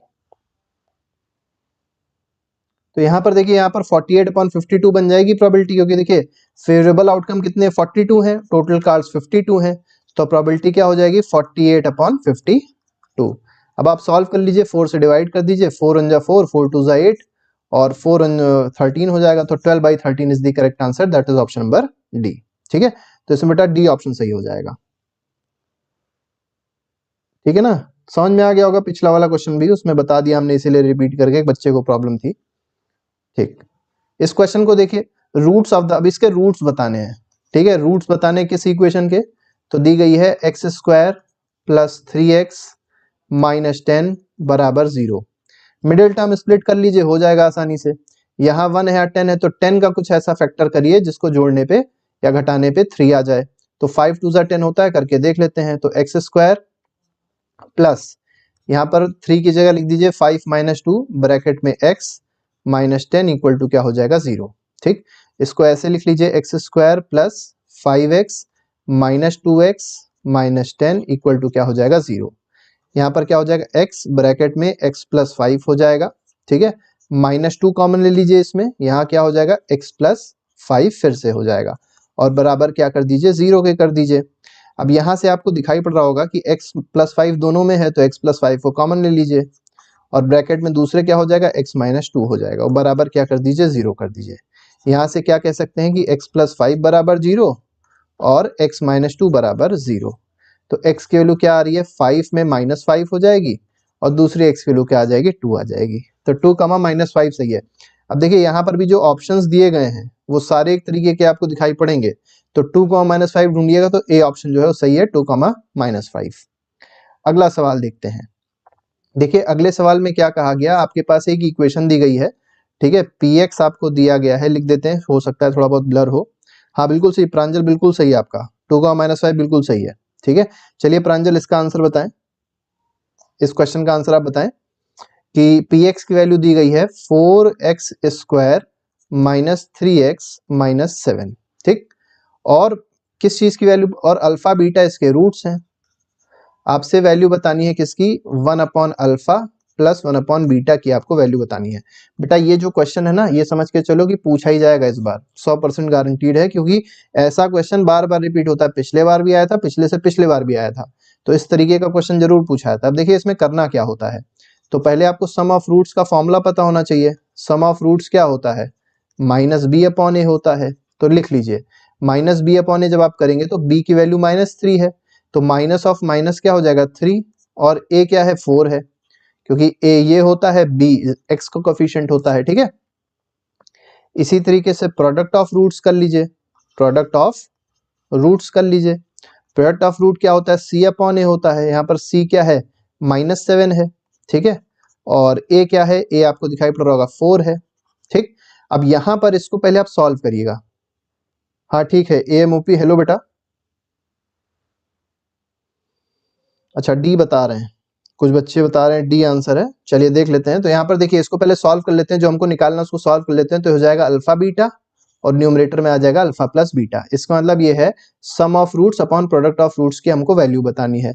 तो सम अपॉन प्रोडक्ट की वैल्यू क्या हो जाएगी, तो सम ऑफ रूट हमने देखा क्या था, सम ऑफ रूट था 3/4, ठीक है, और प्रोडक्ट ऑफ रूट क्या है, तो डिवाइड करेंगे किससे, -7/4 से। और आपको पता होगा डिवाइड को जब मल्टीप्लाई में कन्वर्ट करते हैं तो ये रेसिप्रोकल हो जाता है, तो क्या बन जाएगा ये, ठीक है, यहाँ कर देते हैं इधर की ओर, तो हो जाएगा 3/4 मल्टीप्लाइड बाय 4/-7, ये और ये कट गया, आंसर क्या आ गया -3/7 इज दी करेक्ट आंसर। -3/7 आपको दिखाई पड़ रहा होगा डी में। अच्छा बच्चों ने बता भी दिया था, वेरी गुड, हमसे पहले ही बता दिया बच्चों ने। वही है बेटा, जब सॉल्व करने बैठ जाओगे तो टाइम लग जाएगा। हम इसलिए सॉल्व कर देते हैं क्योंकि हर बच्चा एक तरीके तो होता नहीं है, कुछ बच्चे बाद में भी देखते हैं तो उनको आसान रहे, थोड़ा सा समझ में आ जाए, इसलिए थोड़ा सा सॉल्व करना पड़ता है। ठीक है, हाँ तो डी ऑप्शन बिल्कुल सही, सबने बिल्कुल सही बताया है। अगला क्वेश्चन देखिए, what is the area of semi circle of diameter D. अब देखिए बहुत सिंपल सा क्वेश्चन है। अब एरिया बताना है सेमी सर्कल का, ये मान के चलिए सर्कल है, ठीक है, ये सर्कल है, ठीक। अब इसका डायमीटर दिया है, रेडियस नहीं दिया है, क्या दिया है, डायमीटर दिया है। कंफ्यूजन हो जाएगा, ऑप्शन सब एक ही तरीके का आपको दिखाई पड़ेंगे, ठीक है। अब समझिएगा कि अगर मान लीजिए सर्कल होता, सर्कल का एरिया क्या होता है, सर्कल का एरिया होता है पाई डी स्क्वायर अपॉन 4। अब आप कहेंगे सर हमने तो पाई आर स्क्वायर पढ़ा था, तो बेटा बात तो वही है, आर की वैल्यू क्या होती है, डी बाई 2 होती है। तो पाई आर स्क्वायर में जब आर की वैल्यू डी बाई 2 पुट करेंगे तो पाई डी स्क्वायर बाई 4 आ जाएगा। और सर्कल का जब आधा करते हैं तो क्या बनता है, सेमी सर्कल, ठीक, सेमी सर्कल बनेगा, तो एरिया भी आधा हो जाएगा, तो a बाई 2 इसका एरिया होगा पहले वाले के कंपैरिजन में। अब a क्या था, पाई डी स्क्वायर बाई 4 था, तो पाई डी स्क्वायर बाई 4 में आप क्या करिए, मल्टीप्लाइड बाई 2, नीचे की ओर 2 मल्टीप्लाई करिएगा, ऊपर ना कर दीजिएगा, गलत हो जाएगा, ठीक है। तो आंसर क्या आ जाएगा, पाई डी स्क्वायर बाई 8 आ जाएगा। तो यहाँ पर भी सारे बच्चों ने पहले ही आंसर दे दिया था, बिल्कुल सही है, सी ऑप्शन इज करेक्ट, ठीक है। बेटा बी ऑप्शन एक बच्चा बता रहा है वो नहीं सही होगा बेटा, इसमें सी ऑप्शन सही है, एएमओपी का आंसर सही है, डी के भाई का आंसर सही है, प्रांजल का भी सही आ गया था, ठीक है। अगला क्वेश्चन देखते हैं, इसमें देखिए क्या कहा गया, ये भी बहुत अच्छा क्वेश्चन है। आपको एक फिगर दिखाई पड़ रहा होगा, इसमें देखिए जो क्यूबी की वैल्यू दी गई है ये आपको 5 दी गई है, और जो पीबी दिया गया है 4 दिया गया है, जो एपी दिया गया है 2.4 दिया है। आपसे पूछा क्या, बीसी, मतलब ये पूरा आपको बतानी है लेंथ, ठीक है, ये सी है और ये बी है, पूरी आपको लेंथ बतानी क्या होगी, जरा बताएं। ठीक है, देखिए यहाँ पर आपको सिमिलैरिटी ट्राइंगल्स की लगानी है, दोनों ट्राइंगल सिमिलर हैं, ठीक है। तो क्या करना होगा, तो पहले ट्राइंगल देख लिए कौन कौन से ट्राइंगल सिमिलर होंगे, तो बी पी क्यू सिमिलर है किसके, बी ए सी के, तो हम क्या कह सकते हैं, ठीक है, बी ए सी सिमिलर होगा तो B P upon B A बराबर, ठीक है, किसके बराबर हो जाएगा, B Q upon B C, ठीक है। अब देख लो सारी चीजें दी होंगी, एक चीज निकालनी होगी, आसानी से आ जाएगा। शिवा आप कुछ बता रहे हैं कि एक बार और बता दें, बेटा क्या दिक्कत थी, इसमें तो कुछ था ही नहीं यार। देखो सेमी सर्कल है ना, तो पाई डी स्क्वायर बाई 4 सर्कल का होता है, सेमी सर्कल का इसका आधा हो जाएगा, तो पाई बाई 4 का आधा क्या होता है, पाई बाई 8, तो यहाँ लग दिया पाई बाई 8 और डी स्क्वायर का डी स्क्वायर ही रहने दिया, हो गया आंसर, ठीक है। अच्छा क्लियर नहीं है, देखो बेटा हम क्लियर कर देते हैं, चलो ये एक ट्राइंगल दिया है, ठीक है, ये एक ट्राइंगल दिया है कुछ इस तरीके का, ये एक ट्राइंगल है, ये पॉइंट दिया है बी, ये पॉइंट दिया है पी, ये पॉइंट दिया है ए, ये दिया है सी, ये दिया है क्यू, ये जो डिस्टेंस है दी है 5 सेंटीमीटर है, और ये डिस्टेंस दी है 4 सेंटीमीटर है पीबी, और ये दी है 2.4 सेंटीमीटर है, ठीक है, एपी। अब आपको बताना क्या है, आपको बताना है जो बीसी की लेंथ होगी वो क्या होगी। देखिए हमने क्या कहा, दोनों ट्राइंगल को सिमिलर कर दीजिए, आसानी से हो जाएगा, ठीक है। तो बीपी अपॉन बी ए, अब बीपी देखिए, बीपी की वैल्यू क्या है 4 है, अपॉन बी ए, अब देखिए बी ए जो पूरा है ये कितना होगा, पहले तो समझिए 4 इतना था, इसमें 2.4 जोड़ दीजिए तो क्या हो जाएगा 6.4 हो जाएगा, तो 4 अपॉन 6.4 बराबर बी क्यू क्या है 5 है, अपॉन क्या कर दीजिए बीसी कर दीजिए, तो यहाँ पर आपको बीसी की वैल्यू क्या मिल जाएगी, बीसी की वैल्यू मिल जाएगी 5 इंटू 6.4 अपॉन क्या हो जाएगा 4 हो जाएगा, ठीक है। अब सॉल्व कर लीजिए, 4 1 जा 4, 4 6 जा 24, 16 5 जा 80, मतलब 8 सेंटीमीटर आपका आंसर आ जाएगा। सिमिलरिटी ऑफ ट्राइंगल लगाई, कितना आसानी से देखिए हो गया है क्वेश्चन, ठीक है। होता क्या है, बच्चा फिगर देख लेता है, फिगर से डर जाता है कि ये क्या क्वेश्चन पूछ लिया, फिगर से डरना नहीं है बेटा, फिगर बहुत आसानी से क्वेश्चन को किया जा सकता है, ठीक है ना, फिगर के क्वेश्चन को बहुत आसानी से कर सकते हैं, कोई कठिन नहीं होता। चलिए इसी में एक और क्वेश्चन आपको कराते हैं, देखते हैं कि आप कर पाते हैं कि नहीं। जैसे मान लीजिए आपके पास एक फिगर होता, जैसे क्वेश्चन पूछा गया था सेम उसी तरीके का ही क्वेश्चन है, ठीक है। अब क्या दे दिया, जैसे मान लीजिए दे दिया ए बी सी डी और ई दे दिया, ठीक है, और कहा गया कि ये जो ए डी है ये मान के चलते हैं 3 सेंटीमीटर दिया गया, ये दिया गया 1 सेंटीमीटर, और आपको दे दिया गया ई सी जो है वो है मान के चलिए ये आपको दे दिया 0.5 सेंटीमीटर। अब आपको बताना है AE क्या होगा, ठीक है। AE आपको नहीं पता, तब आप क्या करेंगे, दो ट्राइंगल पहले लेंगे, कौन कौन सा, ठीक है। ये इसमें भी वही सिमिलरिटी वाला प्रॉपर्टी लगा लीजिए। कौन से दो ट्राइंगल हो जाएंगे, ट्राइंगल ले लीजिए ADE, ठीक है। और ये सिमिलर किसके होगा, ABC के, ABC के सिमिलर कर दीजिए। अब देखिए पहले दो साइड तो AD हो गया पहली साइड, तो यहां पर भी AB लेंगे अपॉन AB बराबर सेकंड के दो तो DE, तो यहां पे भी सेकंड के दो BC, ठीक है। इसीलिए कहते हैं साइक्लिक हमेशा ऑर्डर में लीजिएगा। फिर यहाँ पर पहला आखिरी तो AE, और यहाँ सेकंड वाले में पहला आखिरी मतलब AC। इक्वेट कर दीजिए, जो चीज पूछी गई। देखें आप DE वाले कोई काम ही नहीं है, इसका कोई काम ही नहीं क्योंकि वैल्यू ही नहीं दी है, तो हमको इसको यूज नहीं करना है। तो AD अपॉन AB कर लिए, तो AD क्या था देखिए 3 था, AB क्या था तो 3 + 1 4 हो जाएगा, क्योंकि देखिए AB मतलब पूरा है ना, तो 3 + 1 4 हो जाएगा, इज इक्वल टू AE तो हम लोग को बताना, उसको x मान लेते हैं, और AC बताना है। अब देखिए AC क्या हो जाएगा, AC हो जाएगा x + 0.5। अब इसको थोड़ा सॉल्व करना पड़ेगा, थोड़ा कठिन क्वेश्चन बन गया ये। तो 3 ब्रैकेट में क्या हो जाएगा, x + 0.5 बराबर 4x, ठीक है। तो यहाँ पर आप देखेंगे 3x हो जाएगा, 1.5 बन जाएगा, तो 1.5 बराबर x। सॉल्व करके देख लेगा, यही आंसर आ जाएगा, ठीक है। हाँ ठीक बेटा, चलिए ठीक, समझ में आ गया होगा, आसान क्वेश्चन था। देखिए हमने इसलिए बता दिया एक और एग्जांपल देके, क्योंकि पिछले में थोड़ा सा जो फिगर था वो ब्लर था, तो हमने फिगर एक और बना दिया, क्योंकि ऐसे क्वेश्चंस पूछे आते हैं, ठीक है। तो इनको बिल्कुल स्किप ना करिएगा। चलिए अगला क्वेश्चन देखते हैं। हाँ बिल्कुल ठीक, प्रांजल बिल्कुल सही है। अब देखिए ये क्वेश्चन बहुत अच्छा है, प्रोबेबिलिटी का क्वेश्चन ऐसा है, बड़ा खतरनाक टाइप का है, लेकिन पूछा अक्सर जाता है। दो चीजें होती हैं, एक लीप ईयर होता है, ठीक है, और एक क्या होता है, नॉन लीप ईयर होता है, नॉन लीप ईयर होता है। अब देखिएगा दो चीजें पहले तो समझ लीजिए, कौन सा ईयर लीप ईयर और कौन सा कौन सा नॉन लीप ईयर होता है। तो देखिए लीप ईयर वो होगा जिसमें कितने दिन होंगे, 366 डेज होंगे। नॉन लीप ईयर वो होगा जिसमें कितने दिन होंगे, 365 डेज होंगे, ठीक है। अब इस चीज को समझिए, अगर 365 डेज हैं तो नॉर्मल ईयर है। नॉर्मल ईयर को नॉन लीप ईयर भी कहते हैं, और लीप ईयर अलग तरीके का होता है। लीप ईयर जैसे इसमें जो ईयर चल रहा है 2024 है, तो अगर आपसे पूछा जाए 2024 कैसा ईयर है, ठीक है, अभी फरवरी बीती है, फरवरी कितने दिन की थी इस बार, क्योंकि ये फरवरी इस बार आप देखेंगे तो 29 दिन की थी, और यही 29 दिन की फरवरी क्या करती है, 366 दिन बना देती है, 366 डेज बना देती है।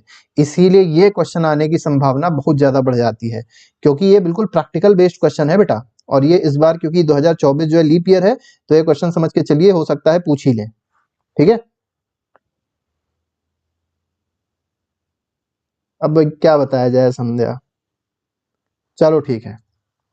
तो देखिए कैसे करेंगे, तो probability that a leap year has 53 Sundays. अब देखिए आपको क्या करना होता है, सबसे पहले जो भी आपको लीप ईयर की बात करी गई ना, लीप ईयर में कितने दिन है, लीप ईयर में आप देखेंगे 366 डेज हैं। तो आप क्या करिए, पहले 7 से डिवाइड करिए, 7 से डिवाइड करेंगे तो 364 तो पूरा पूरा हो जाएगा, पूरा पूरा जो कटेगा 364, तो एक्स्ट्रा कितने दिन बचे, 2 दिन एक्स्ट्रा हो गए। और जो 2 दिन एक्स्ट्रा होते हैं, यही दो टोटल ले लीजिए, और टोटल हफ्ते में दिन कितने होते हैं, 7। इसका मतलब 2 संडेज इसमें एक्स्ट्रा हो सकते हैं, ठीक है। तो इसमें जो संडेज 53 संडेज होने की प्रोबेबिलिटी हो जाएगी, वो क्या हो जाएगी, तो 53 संडेज होने की प्रोबेबिलिटी हो जाएगी इसमें 2/7। और नॉन लीप ईयर में अगर देखेंगे तो 5/7 थोड़ी ना होगी, नॉन लीप ईयर क्या होता है, 365 होता है। तो इसमें एक एक्स्ट्रा दिन बचेगा, तो एक एक्स्ट्रा दिन बचा, तो यहाँ पर प्रोबेबिलिटी क्या हो जाएगी, 1/7 हो जाएगी। तो ये तो गलत है, पहला स्टेटमेंट क्या है, सही है। तो फर्स्ट इज करेक्ट और रीजन इसमें इनकरेक्ट है, ठीक है। ये जो क्वेश्चन है ये 7th में बताया था। अच्छा यहाँ पर लीप ईयर वाला थोड़ा सा एक्सप्लेन कर देते हैं, क्योंकि हो सकता है पूछ ही लिया जाए क्वेश्चन, और पूछा जाएगा तो हम ये नहीं चाहते कोई बच्चा गलत करे, ठीक है। मान लीजिए क्वेश्चन आपको कुछ ऐसे दिया था, find the probability that a leap year, find the probability that a leap year has 53 Sundays. मान लीजिए ये चीज कही जाती, तो हमने आपको बताया लीप ईयर में कितने दिन होते हैं, 366, तो आप पहले लिख दीजिएगा 366 days in a leap year. अब लीप ईयर में 366 है, तो 366 को जब आपने 7 से डिवाइड किया, क्योंकि एक हफ्ते में 7 दिन होते हैं, तो 7 5 जा 35 आया और 7 2 जा 14 आया। 52 जब कटा तो 364 आया। 2 डेज एक्स्ट्रा हो गए। 2 डेज क्या हो गए? एक्स्ट्रा हो गए। तो मतलब 52 संडेज तो होंगे ही होंगे। 52 संडेज तो कंफर्म है कि होंगे। अब बचा आपका ये 2 एक्स्ट्रा डेज क्या क्या हो सकते हैं। तो 2 एक्स्ट्रा को ऐसे लिखिएगा, 2 एक्स्ट्रा डेज क्या क्या हो सकते हैं समझिएगा। तो या तो संडे मंडे होगा, मंडे ट्यूसडे होगा, ट्यूसडे वेडनेसडे होगा, वेडनेसडे थर्सडे होगा, थर्सडे फ्राइडे होगा, फ्राइडे सैटरडे होगा। ठीक है, सैट को सैटरडे ऐसे लिख देते हैं और सैटरडे संडे होगा। ठीक है, सैटरडे संडे, फिर संडे मंडे रिपीट होएगा। तो देखिए हमने यहाँ पे लिख दिया इसीलिए। अब आप टोटल आउटकम्स काउंट कर लीजिए। तो टोटल आउटकम्स यहाँ पर कितनी है? टोटल आउटकम्स अगर आप देखें तो 1 2 3 4 5 6 7, 7 आउटकम्स है ना। टोटल आउटकम्स हो गई 7। फेवरेबल आउटकम कितनी है? अब ऐसे को देखिए, यहाँ पर ऐसी आपको कोई कंडीशन देखनी है जहां पर कम से कम एक संडे आ रहा हो, क्योंकि 53 संडेज की हमको प्रोबेबिलिटी चाहिए थी। 52 पहले ही हो चुके, एक और संडे कहाँ आ रहा है? तो एक संडे आपको यहाँ दिखाई पड़ जाएगा और एक संडे आपको यहाँ दिखाई पड़ जाएगा। तो 2 फेवरेबल आउटकम्स यहाँ पर आपको दिख रही हैं।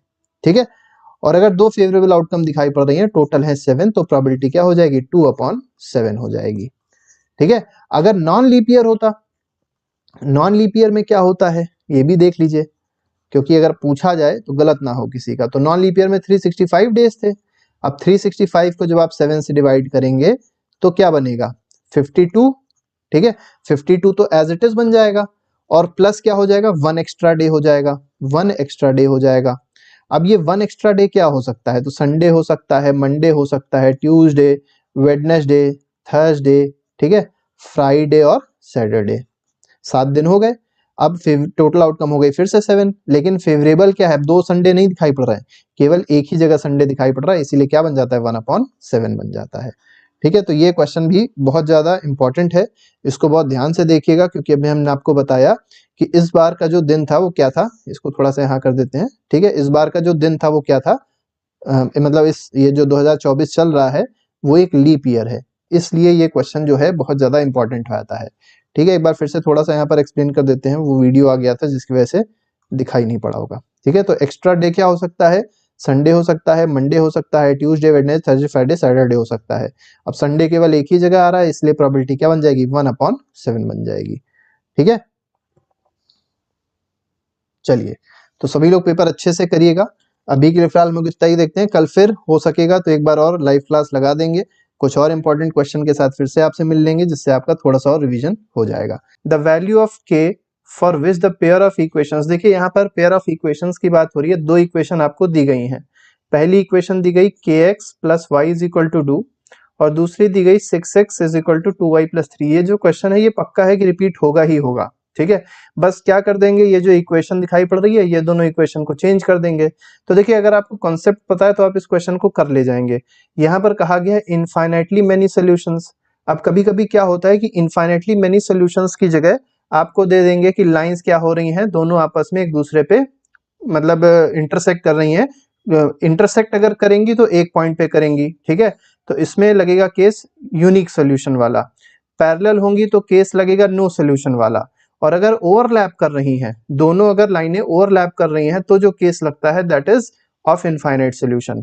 ठीक है, तो हम आपको यहाँ पर केवल इसी का ही आंसर नहीं बताएंगे, आपको तीनों बता देंगे, जिससे आपका कोई भी क्वेश्चन इससे रिलेटेड गलत ना हो। ठीक है, तो सबसे पहले यूनिक सोल्यूशन का केस बताते हैं और आप लोग चाहें तो आंसर दे सकते हैं। ठीक है, तो यूनिक सोल्यूशन का केस क्या होता है कि लाइंस क्या होंगी, एक पॉइंट पे इंटरसेक्ट करेंगे और जिस पॉइंट पे इंटरसेक्ट करती हैं वही उसका क्या होता है? सोल्यूशन होता है। ठीक है, और इस केस में क्या होता है? a1/a2। ठीक है, a1/a2 is not equal to b1/b2। अब बात आती है कि a1 क्या है, b1 क्या है। ठीक है, a1 a2 b1 b2 ये क्या होता है? तो देखिए आपके पास 2 इक्वेशन होंगी। पहली इक्वेशन होगी a1x + b1y + c1 = 0 करके। ठीक है, तो पहली इक्वेशन क्या होगी? a1x + b1y + c1 = 0। ठीक है, दूसरी इक्वेशन क्या हो जाएगी? दूसरी इक्वेशन हो जाएगी a2x + b2y + c2 = 0। अब आपको पता चल गया तो 2 इक्वेशन अगर दी हो तो आपको क्या करना है? इस फॉर्म में इक्वेशन को बदल देना है। तो आपके पास a1 कोफिशिएंट ऑफ x हो जाएगा, a2 कोफिशिएंट सेकेंड इक्वेशन का हो जाएगा। ठीक है। इसी तरीके से b1 आप देखेंगे तो कोफिशिएंट ऑफ y हो जाएगा फर्स्ट इक्वेशन का, b2 कोफिशिएंट ऑफ y हो जाएगा सेकंड इक्वेशन, और c और c जो होते हैं वो कांस्टेंट टर्म होते हैं, c1 और c2। अब अगर इस क्वेश्चन में देखा जाए, थोड़ी सी इक्वेशन को इन लोगों ने पलट दिया था। अब देखिए पहली इक्वेशन में क्या कहा गया था, kx plus Y is equal to 2। पहले तो आपको इनफाइनाइट सोल्यूशन का केस बता देते हैं क्या होता है। तो देखिए अगर नो सोल्यूशन का केस होता तो नो सोल्यूशन का केस क्या होता है, a1 upon a2 is equal to b1 upon b2। ठीक है, ये दोनों इक्वल होंगे लेकिन not equal to c1 upon c2। ठीक है, तो ये किसका केस है, नो सोल्यूशन का। ठीक है, और नो सोल्यूशन के केस में एक बात ये याद रखिएगा कि नो सोल्यूशन के केस में दोनों लाइंस जो होंगी, ठीक है, क्योंकि स्ट्रेट लाइन की इक्वेशन है तो दोनों लाइंस कैसी होंगी, पैरेलल होंगी। तो अगर लाइंस पैरेलल हैं, इसका मतलब कहीं इंटरसेक्ट नहीं कर रही है, जहां पर इंटरसेक्ट करती है वही उसका सोल्यूशन है। तो पैरेलल लाइन क्योंकि कहीं इंटरसेक्ट नहीं कर रही है तो सोल्यूशन कोई उसमें नहीं होगा, तो नो सोल्यूशन उसमें आंसर होगा। लेकिन यहाँ पर इनफाइनाइटली मेनी सोल्यूशंस है। अब इनफाइनाइटली मेनी सोल्यूशंस के लिए जो आपको इक्वेशन लगानी होगी वो होती है a1 upon a2 is equal to b1 upon b2 is equal to c1 upon c2। ठीक है, तो ये हो गई इनफाइनाइटली मेनी सॉल्यूशंस के लिए जो हम लोग को कंडीशन यूज करनी है, वो ये वाली कंडीशन यूज करनी है।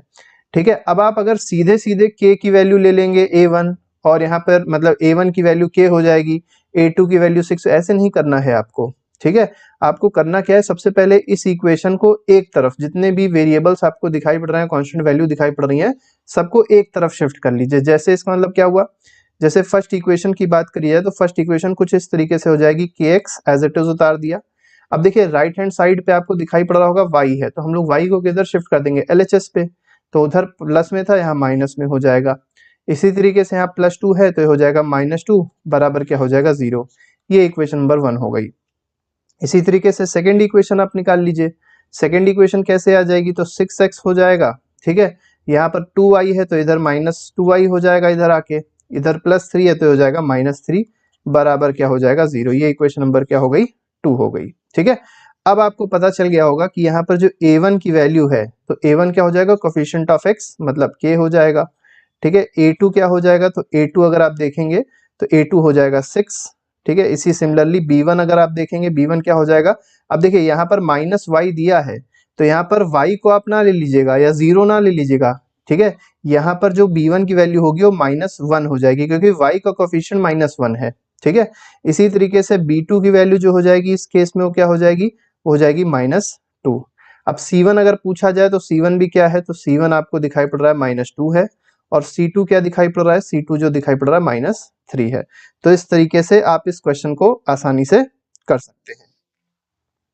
ठीक है, अब तो समझ में आ गया होगा कैसे इस क्वेश्चन को करना है। अब ये वाली कंडीशन लगा दीजिए, a1 upon a2 is equal to b1 upon b2 is equal to c1 upon c2 हम लोग लगाएंगे और देखेंगे कैसे होगा। ठीक है, तो a1 अपॉन a2 करेंगे तो क्या हो जाएगा, k अपॉन 6, तो लिख सकते हैं k upon 6 equal to b1 upon b2 देखिए क्या है, -1 अपॉन 2, तो यहाँ लिख दीजिए -1 upon -2 is equal to c1 upon c2 देखिए क्या है, -2 अपॉन -3 है, तो हो जाएगा -2 अपॉन -3।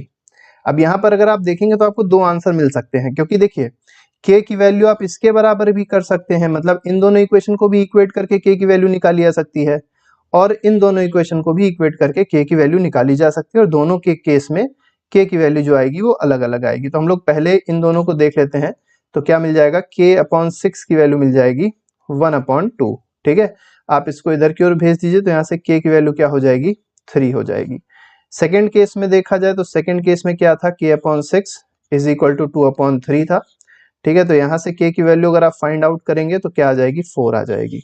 तो k की वैल्यू या तो 3 होगी या तो 4 होगी। अब देखिए यहाँ पर क्या कहा गया, for what value of k for which the pair of equations. अब k की वैल्यू क्या है, ठीक है, अब यहाँ पर k की वैल्यू 3 भी हो सकती है और k की वैल्यू क्या हो सकती है, 4 भी हो सकती है। ठीक है, तो यहाँ पर दो आंसर सही है, फिलहाल एक नहीं सही है, इसमें दो आंसर सही है, क्योंकि देखिए इनफाइनाइटली मेनी सॉल्यूशंस का आंसर पूछा था, नो सॉल्यूशन का पूछा था। अब अगर मान लीजिए सेम क्वेश्चन होता नो सॉल्यूशन का होता तो ये वाला हम लोग लगा देते। ठीक है, तो ये वाला लगा देते तो हम लोग को नो सॉल्यूशन का भी आंसर मिल जाता। ठीक है, तो उस केस में जो हमारा सेकंड वाला आंसर आ रहा था, मतलब ये जो आ रहा था ये सही ना होता, ये वाला सही होता। नेक्स्ट पे आते हैं। अब देखिए अगला सवाल जो है वो एपी का है। एपी का सवाल दिया है, अर्थमेटिक प्रोग्रेशन का दिया हुआ है। अब यहाँ देखिए क्या कहा गया है, इफ p माइनस वन, तो देखिए ये पहले फर्स्ट टर्म हो गया, ठीक है, इसी तरीके से ये सेकेंड टर्म हो गया, और जो तीसरा टर्म दिया है वो भी हम लोग को दे दिया गया है 2p+3, और ये तीनों किस में दिए हैं, AP में। अब AP में एक कंडीशन लगती है कि कॉमन डिफरेंस हमेशा क्या रहता है, सेम रहता है। अर्थमेटिक प्रोग्रेशन का मतलब ये होता है कि कॉमन डिफरेंस हमेशा क्या रहेगा, सेम रहेगा। अब कॉमन डिफरेंस का मतलब क्या होता है, तो कॉमन डिफरेंस का मतलब अगर आप देखेंगे तो जैसे पहले दो टर्म को देखें तो कह सकते हैं second term minus first term, ठीक है। डबल मिसिंग मीन बेटा कुछ नहीं है, डबल मिसिंग मीन चेक करना पड़ो, जितना एनसीईआरटी में दिया गया। देखो यही एक बहुत बड़ी दिक्कत है कि आजकल यूट्यूब पे इतना कंटेंट हो गया है कि 50 तरीके की टीचर 50 तरीके की नई नई चीजें बता रहे हैं और आता कुछ भी नहीं है, ठीक है। तो बेटर ये है कि हम लोग केवल एनसीईआरटी पे फोकस करें, एनसीईआरटी लेवल की ही पढ़ाई करें, उससे ही हमारे 100 में 100 नंबर भी आ सकते हैं, ठीक है। इधर उधर के फर्जी लोग के चक्कर में पड़ोगे तो परेशान रहोगे और कुछ नहीं होने वाला है, ठीक है। तो बेसिक चीजों पे ही जाओ, ज्यादा अच्छा रहेगा। तो देखिए यहाँ पर second term minus first term ये कॉमन डिफरेंस हो जाएगा। अब अगर थर्ड और सेकेंड में देखें तो क्या कह सकते हैं, third term minus second term, ये भी कॉमन डिफरेंस हो जाएगा। दोनों को क्या होना चाहिए, इक्वल होना चाहिए। अब कैसे करेंगे, तो देखिए सेकेंड टर्म क्या था, p+1 था, तो यहाँ लिख दीजिए p+1। अब बच्चे यही गलती करते हैं, जब माइनस का साइन लगाएंगे तो ब्रैकेट नहीं लगाएंगे, जबकि ब्रैकेट लगना जरूरी है, ठीक है। तो माइनस में क्या हो जाएगा, p-1, क्योंकि देखिए फर्स्ट टर्म क्या है, p-1 है, is equal to third term क्या था, 2p+3 था, ठीक है। ये क्वेश्चन मेनली इसीलिए दिया गया था कि बच्चों को माइनस साइन लगाना आना चाहिए, ठीक है। और सेकेंड टर्म देखिए क्या है, सेकेंड टर्म है p+1, तो यहाँ पर p+1 लिख दीजिए, क्योंकि देखिए अगर आप माइनस साइन नहीं लगाएंगे तो आप लिख देंगे -p+1, तो गलत हो जाएगा, ठीक है। अब इसको ब्रैकेट हटाएंगे, निगेटिव का साइन अंदर जब जाएगा तो सारे साइन को चेंज कर देगा। इसका मतलब क्या हुआ, p+1 हो गया, ठीक है। यहाँ माइनस है यहाँ प्लस है तो -p हो गया, ठीक है। यहाँ माइनस था तो ये +1 हो जाएगा, बराबर ये है 2p+3 एज इट इज आपने उतार दिया, ठीक है। अब यहाँ पर अगर आप देखेंगे तो -p हो जाएगा, -1 हो जाएगा। अब जो जो कट रहा है उसको आप काट लीजिए और आप p की वैल्यू आसानी से निकाल सकते हैं, ठीक है। p की वैल्यू आसानी से आ जाएगी, कोई दिक्कत नहीं। अब देखिए कैसे आएगी, ये p और ये p देखिए कट गया, 1+1 क्या हो गया, 2 हो गया, तो 2 इधर LHS में आ गया। RHS में देखेंगे तो देखिए 2p है और एक -p है तो p बचा, और यहाँ पे +3 दिखाई पड़ रहा है, इधर -1 दिखाई पड़ रहा है तो +2 बच गया, ये भी कट गया। तो p की वैल्यू देखिए क्या आ गई, p की वैल्यू आ गई 0। तो p क्या है, p इज इक्वल टू 0। अब यहाँ पर आप एक काम करिए, 0 रख के देख लीजिए, ठीक है। 0 रख के देखिए और क्या आपको वैल्यू AP में मिलेगी, तो बिल्कुल मिल जाएगी, ठीक है। तो 1-3 करके मिल जाएगा, तो यहाँ पर आपको ज्यादा सोचना नहीं है, ठीक है। नेक्स्ट पे आते हैं, अगला सवाल देखेंगे, क्वेश्चन नंबर 3 है, थर्ड क्वेश्चन है, इसको देख लीजिए। इन what ratio does x axis divide. अब देखिए एक्स एक्सिस की बात करी आ रही है, जैसे मान लीजिए एक्स एक्सिस क्या होती है, ये वाली जो एक्सिस है इसी को तो एक्स एक्सिस कहते हैं, और इस एक्स एक्सिस पे y की वैल्यू क्या होती है, 0 होती है। अगर ये कंसेप्ट आपको पता है तो आप इस क्वेश्चन को आसानी से कर ले जाएंगे। अगर मान लीजिए y एक्सिस डिवाइड कर रही होती, मतलब ये डिवाइड कर रही होती y एक्सिस, तो जब y एक्सिस डिवाइड करती है तो y एक्सिस पे x की वैल्यू क्या होती है, 0 होती है, ठीक है। लेकिन यहाँ क्या कौन डिवाइड कर रहा है, x एक्सिस। तो आपको मेनली इस क्वेश्चन में ये पूछना चाह रहे हैं कि आपको पता है कि x एक्सिस का मतलब क्या होता है, तो आपको सबसे पहले लिखना होगा एट x एक्सिस y बराबर क्या होता है, 0 होता है। तो कोई भी आपका कोऑर्डिनेट होगा उसमें y क्या होगा, 0 हो जाएगा। और आपको पता है जब भी इंटरसेक्शन वाला क्वेश्चन हो, जब भी रेशियो वाला क्वेश्चन हो, तो हम लोग रेशियो क्या मान लेते हैं, रेशियो को मान लीजिए k:1 का रेशियो है, ठीक है, k:1 का रेशियो है। और y वाला टर्म हमको लेके चलना है क्योंकि y की वैल्यू हम लोग को 0 पता है, तो y क्या हो जाएगा, my2, ठीक है, प्लस ny1 अपॉन m+n। देखिए आसानी से हो जाएगा कि नहीं। अब y क्या था, यहाँ पर 0 था, 0 रख दिया। अब देखिए my2, अब ये m क्या है, तो m जो ये है, k जो दिखाई पड़ रहा है आपका m है, ठीक है, इज इक्वल टू m:n, ठीक है। mn का रेशियो k:1 हम लोग ने माना था। तो देखिए m आपको दिया गया है k, तो यहाँ रख दीजिए k। y2 क्या है, y2 मतलब ये वाला, ये y1 हो जाएगा, मतलब ये जो a है वो y1 है, पहला कोऑर्डिनेट है, और ये दूसरा कोऑर्डिनेट है, तो y2 क्या हो जाएगा, -1 -3 हो जाएगा। तो -3 हो गया, plus n into y1, n क्या है आपके पास 1 है, ठीक है। y1 क्या दिखाई पड़ रहा है, y1 दिखाई पड़ रहा है, यहाँ 3 मत रख दीजिएगा y, क्योंकि ये x होता है और ये y होता है, y की वैल्यू क्या है 6 है, ठीक है। अपॉन m प्लस n कर दीजिए तो k प्लस 1 हो जाएगा। अब देखिए बहुत आसान हो गया, k प्लस 1 को जब भी आप उधर भेजेंगे तो आंसर क्या आ जाएगा 0, तो 0 की वैल्यू क्या हो गई, 0 की वैल्यू आ गई ये -3k हो जाएगा, ठीक है। और इधर आप देखेंगे तो +6 हो जाएगा। अब आप क्या करिए 3 को LHS पे भेज दीजिए, तो 3k की वैल्यू क्या आ गई, 3k की वैल्यू आ गई 6, तो k क्या आ गया 6/3, और 6/3 का मतलब क्या है 2:1। तो देखिए ज्यादा सोचना ही नहीं पता, डी ऑप्शन जो है वो इसका सही हो गया, दैट इज 2:1, ठीक है।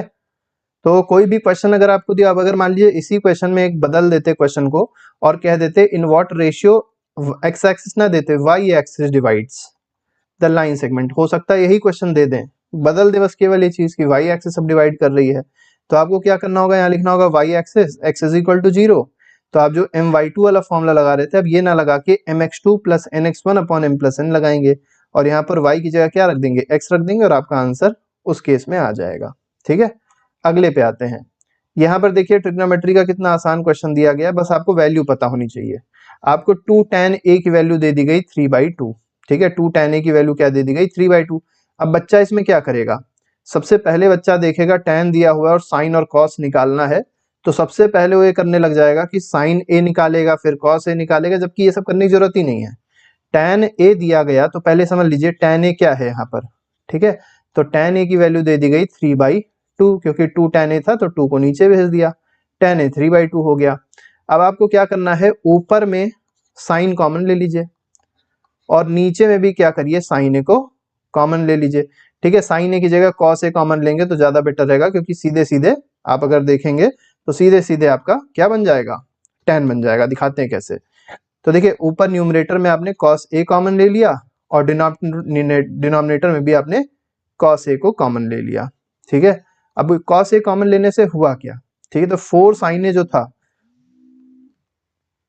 4 sin a जो था ये कैसे हो जाएगा, देखिए 4 इंटू, अब देखिए जो भी चीज कॉमन ली जाती है वो हमेशा डिवाइड में आ जाती है, तो हो जाएगा 4 sin a अपॉन, अब देखिए अगर आपकी प्रैक्टिस रहेगी तो आप सीधे समझ जाएंगे ये चीज tan a हो जाएगी और ये सीधे 1 हो जाएगी, plus 3 into cos A upon cos A, ठीक है।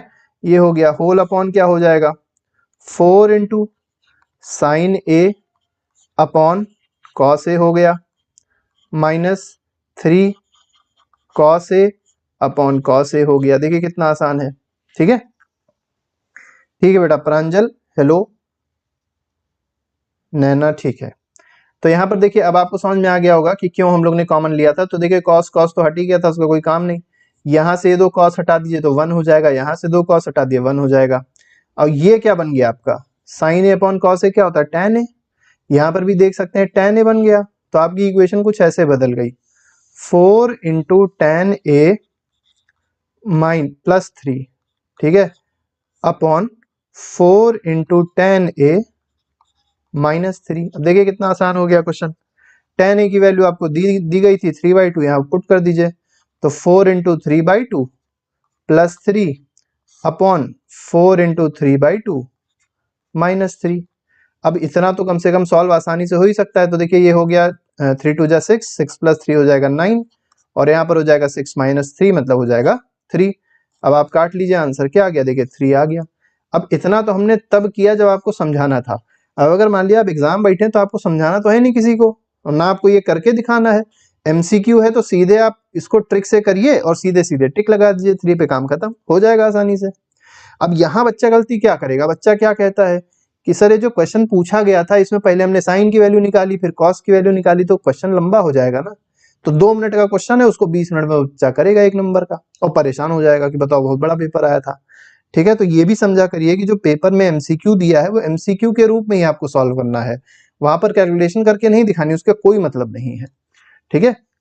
जैसे ये क्वेश्चन है, अब देखिए कितना आसान क्वेश्चन है।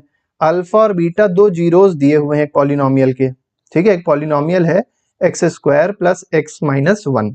अब यहाँ पर भी आपको पूरी कहानी बता देते हैं कि कैसे इस क्वेश्चन को आपको करना है, ठीक है।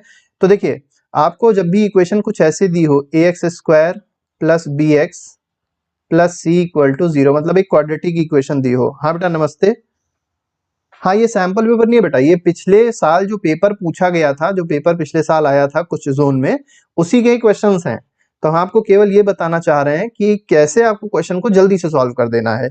ठीक है, आपको बहुत ज्यादा टाइम वेस्ट नहीं करना है एमसीक्यू पे। एमसीक्यू क्योंकि आपको 20 या 15 एमसीक्यू आपको मिलेंगे ही मिलेंगे। हो सकता है केस स्टडी में भी एमसीक्यू आ जाए। तो एमसीक्यू का मतलब ये होता है 1 नंबर का क्वेश्चन है, तो 1 नंबर के क्वेश्चन में आपको 20 मिनट नहीं लगाना, केवल 2 मिनट में कर देना है। कैसे, समझिएगा। ठीक है, तो अगर आपने सही से पढ़ाई करी है तो आप कर ले जाएंगे, वहां पे सॉल्व नहीं करना आपको बहुत ज्यादा। ठीक है, अब देखिए यहाँ पर अगर आप देखेंगे, ये जो हमने आपको इक्वेशन बताई, एक क्वाड्रेटिक इक्वेशन है। अब इसमें आपने पढ़ा होगा सम ऑफ रूट्स का फॉर्मूला। सम ऑफ रूट्स का फॉर्मूला जरा कोई बताए कि what is the formula of sum of roots, और बताए प्रोडक्ट ऑफ रूट्स का फॉर्मूला। अगर आप इसको समझ ले गए तो आप इस क्वेश्चन को हलवे की तरह कर देंगे। इस क्वेश्चन में समझिए कुछ है ही नहीं, क्योंकि हमको निकालना है ये 1 upon alpha plus 1 upon beta की वैल्यू। अब 1 upon alpha plus 1 upon beta को पहले सॉल्व कर लीजिए। तो देखिए डिनोमिनेटर में क्या आ जाएगा, अल्फा बीटा आ जाएगा, और इधर क्या आ जाएगा, अल्फा प्लस बीटा आ जाएगा।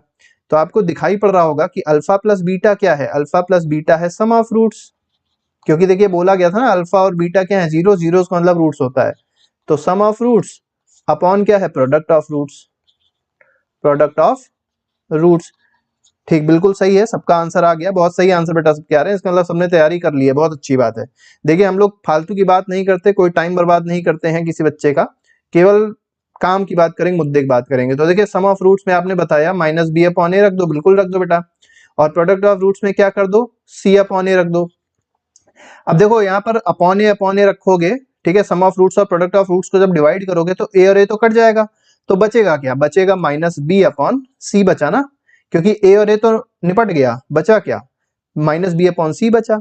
अब माइनस बी में देखो क्या है, यहां पर हमने आपको बताया था जो x का कोफिशिएंट है वो b है। यहां पर बहुत ध्यान देना है, क्योंकि देखिए 1 भी दिया है ऑप्शन में, -1 भी दिया है, इसका मतलब यही खेल कर देगा सीबीएसई, लगेगा कि -1 है और जबकि आंसर 1 होगा। देख लेते हैं कैसे।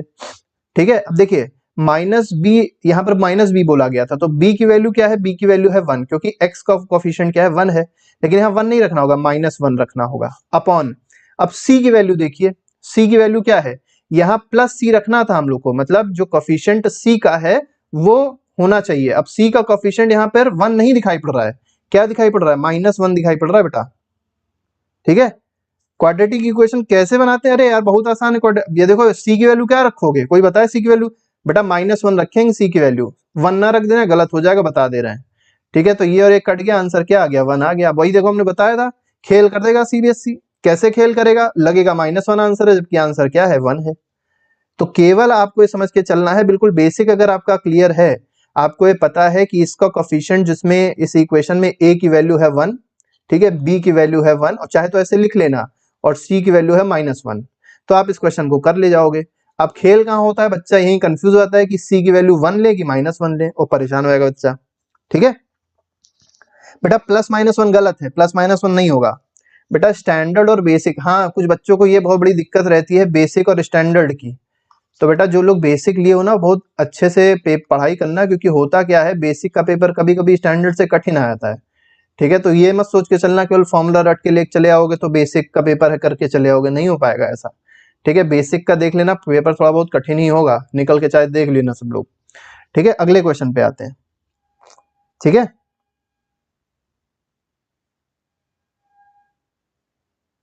कोई बात नहीं, चलो ठीक। अब यहां पर आते हैं, देखिए इस क्वेश्चन में केवल आपको वैल्यू पुट करनी और आंसर बता देना, जरा कोई बताए। तो देखिए अब वैल्यू तो कम से कम रटी होनी चाहिए। ठीक है, वैल्यू कम से कम रटी होनी चाहिए। जैसे tan 30 की वैल्यू क्या होती है, tan 30 की वैल्यू अगर आप देखेंगे तो 1/√3 होती है, tan 60 की √3 होती है। अब यहाँ पर sec स्क्वायर 45 दिया, अब sec स्क्वायर 45 तो याद नहीं हो सकता, तो आपको क्या पता होना चाहिए, SC और CS याद रख लीजिए। साइन का उल्टा cosec, मतलब साइन का जो रेसिप्रोकल होता है, sine A is equal to 1/cosec A. ठीक है, और cos का उल्टा क्या होता है, तो cos a बराबर 1/sec a। ठीक है, ये दोनों चीजें अगर आपको पता है तो आप कर लेंगे। मतलब जो sec दिया है ये रेसिप्रोकल किसका हो जाएगा, cos a का, इसका मतलब 1/cos स्क्वायर 45 की। तो cos 45 की वैल्यू क्या होती है, cos 45 की वैल्यू होती है 1/√2। ठीक है, तो sec 45 क्या हो जाएगा, sec 45 हो जाएगा √2। ठीक है, नहीं बेटा, स्टैंडर्ड में आरडी शर्मा और ये सब चीजें बिल्कुल नहीं जरूरी है, बिल्कुल परेशान ना हो। अगर आपने एनसीईआरटी भी ठीक से पढ़ी है तो कर ले जाओगे, कोई ऐसी दिक्कत नहीं होगी, बिल्कुल बहकावे में ना हो किसी के। अब साइन 60 कितना होता है? साइन 60 की वैल्यू होती है √3/2। अब सॉल्व कर डालो, आंसर बता दो जल्दी से, देखें सबसे पहले कौन बता पाता है, तब तक हम भी सॉल्व करते हैं, ठीक है बेटा। बिल्कुल एनसीईआरटी लेवल का ही पेपर आएगा, कोई बहुत ज्यादा किताब के पीछे ना भागो, ना एग्जाम्पलर पीछे भागो अब, और ना ही अब आरडी शर्मा पीछे भी, क्योंकि 1-2 दिन बचे हुए हैं। पीछे भागोगे तो भागते रह जाओ, कुछ नहीं मिलने वाला है। केवल ये समझिए, आपने जो चीज पढ़ी उसी को रिवाइज कर लीजिए, सारे फॉर्मूले रट डालो, ठीक है। कोई भी चीज अगर मिस हो रही है उसको अभी देख लो। लेकिन अगर कोई चीज नई सोच रहे हो, नई पढ़ाई कर लें, कोई नई किताब ला के पढ़ लें, तो 2 दिन में क्या क्या पढ़ लोगे यार, नहीं हो पाएगा ना। तो 2 दिन में बेटर ये है कि जो चीज पहले पढ़ाई गई है, जो पहले पढ़ी है हमने, उसी को अच्छे से और थोड़ा सा प्रिपेयर कर लें बस, ठीक है।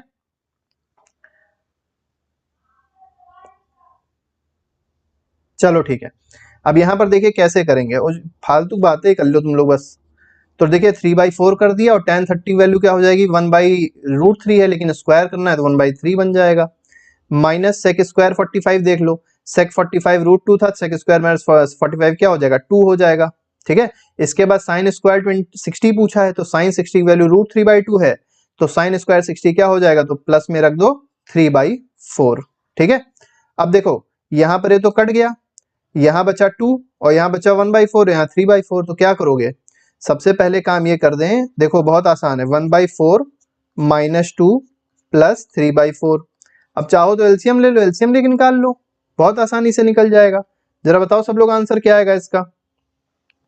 देखिए 3/4 है और 1/4 है, दोनों को जोड़ दो, ठीक है। 3/4 1/4 को जोड़ो, कितना आएगा, 3/4 मतलब 75% होता है, 1/4 का मतलब 25% होता है, दोनों के जोड़ोगे तो 1 आएगा, और 2 से सब्ट्रैक्ट कर दो तो -2 + 1, आंसर क्या आ जाएगा, देखो -1, कितना आसान आंसर आ गया, ठीक है। चलो ठीक, वेरी गुड, ठीक है बेटा, वेरी गुड, -1 बिल्कुल सही है। नेक्स्ट पे आते हैं, चलो ये वाला क्वेश्चन भी देख लो, ये वाला क्वेश्चन भी देख लो। ऐसे क्वेश्चन देखो पूछे आते हैं, कर्व सरफेस एरिया दिया गया है सिलेंडर का, हाइट देखो, सबसे पहले जब भी ऐसा क्वेश्चन हो तो एक छोटा सा डायग्राम जरूर बना लेना, रफ, ठीक है। सिलेंडर टाइप का हो गया। अब इसकी हाइट जो दी गई है वो कितनी दी गई है, 5 सेंटीमीटर दी गई है। इसके बाद इसका कर्व सरफेस एरिया, अब यहाँ पर भी आपको एक चीज सोचनी होगी कि कर्व सरफेस एरिया दिया है या टोटल सरफेस एरिया दिया है, कि क्या दिया हुआ है, ठीक है। तो कर्व सरफेस एरिया जो होता है वो इसमें से ढक्कन जो होते हैं दोनों, इसको हटा देते हैं, ठीक है। तो कर्व सरफेस एरिया मतलब जो कर्व वाला पोर्शन है उसको देखेंगे। कर्व सरफेस एरिया सिलेंडर का क्या होता है, जरा कोई बच्चा बताए, तब तक हम आगे एक चीज लिख देते हैं। जरा कर्व सरफेस एरिया का फॉर्मूला जल्दी बताए कोई, कर्व सरफेस एरिया का बेटा फॉर्मूला क्या होता है, जल्दी बता दो। और टोटल सरफेस एरिया का फॉर्मूला हम बताए थे, टोटल सरफेस एरिया का फॉर्मूला होता है 2πr, ठीक है, ब्रैकेट में h+r, ठीक है। ये टोटल सरफेस एरिया का फॉर्मूला है 2πrh प्लस 2πr², ठीक है। हाँ 2πh बिल्कुल सही, बिल्कुल सही है, ठीक। अब देखिए यहाँ पर क्या करना है, CSA आपको दिया था, अब CSA दिया था तो CSA में आप क्या कर दीजिए, 94.2 रख दीजिए, इज इक्वल टू क्या हो जाएगा। अब CSA का फॉर्मूला क्या होता है, 2πrh होता है, ठीक है। 94.2 बराबर क्या हो जाएगा, 2 इंटू, अब देखिए यहाँ पर पाई की वैल्यू 3.14 कही गई रखने को, तो 3.14 इंटू जो कही जाएगी वही रखना, इंटू r इंटू 5 हो जाएगा। अब देखिए क्या हो जाएगा, 5 और 2 मल्टीप्लाई होके क्या हो जाएगा, 10 हो जाएगा, तो 10 इंटू 3.14 इंटू r बराबर क्या हो जाएगा, 94.2 हो जाएगा, ठीक है। इसका मतलब r की वैल्यू क्या आ गई, r की वैल्यू आ गई 94.2 अपॉन, आप देखेंगे तो कितना हो जाएगा, 31.4 हो जाएगा, ठीक है।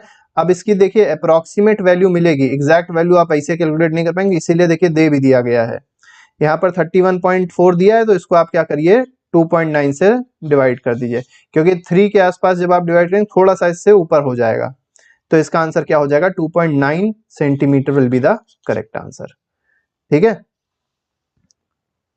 बेटा तुम लोग केवल बात ही कर लो, ठीक है, पढ़ाई वढ़ाई तो कर ही चुके होगे सब लोग।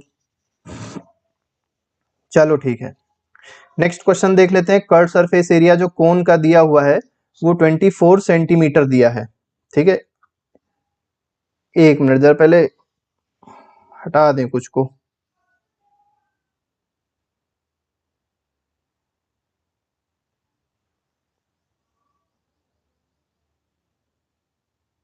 चलो ठीक है बेटा, इंपॉर्टेंट टॉपिक्स पास होने के लिए क्या बता दे बताओ। अब अगर इंपॉर्टेंट टॉपिक्स पूछ रहे हो, तुमने बताया तो इंपॉर्टेंट टॉपिक्स के चक्कर में बिल्कुल ना पड़ो। कोई टॉपिक इंपॉर्टेंट नहीं होता, हर चैप्टर इंपॉर्टेंट है।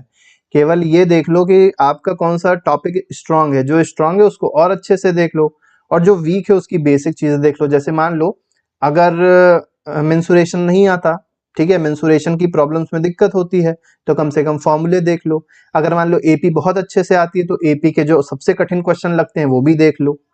ठीक है, यही बोला जा सकता है। और अब आखिरी टाइम पे अगर कोई इंपॉर्टेंट बता दे कि आपने कई सारे ऐसे वीडियो देखेंगे कि 10 मिनट में आप 100 में 100 ले आएंगे, ये सब चीज़ नहीं हो पाती हैं। अगर आपने साल भर पढ़ाई करी है तब अच्छे नंबर आ जाएंगे, और अगर नहीं करी है तो कहीं ना कहीं उसका खामियाजा भुगतना पड़ेगा।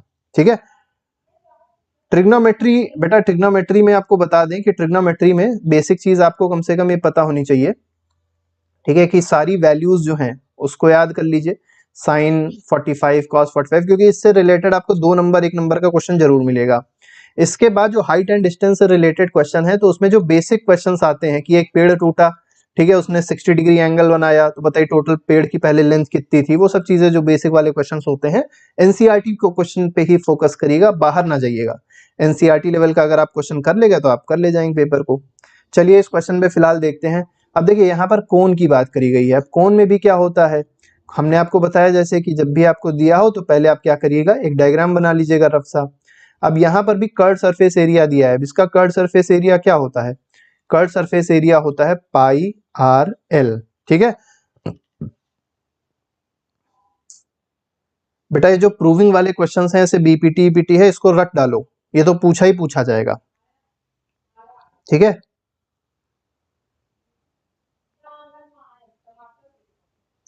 स्टैंडर्ड का पेपर हार्ड नहीं आएगा, बेसिक का पेपर भी हार्ड आता है, स्टैंडर्ड का तो आएगा ही आएगा, लेकिन बेसिक वाले जो हैं खुश बैठे हुए हैं कि बहुत आसान पेपर आ जाएगा, तो ऐसा नहीं है।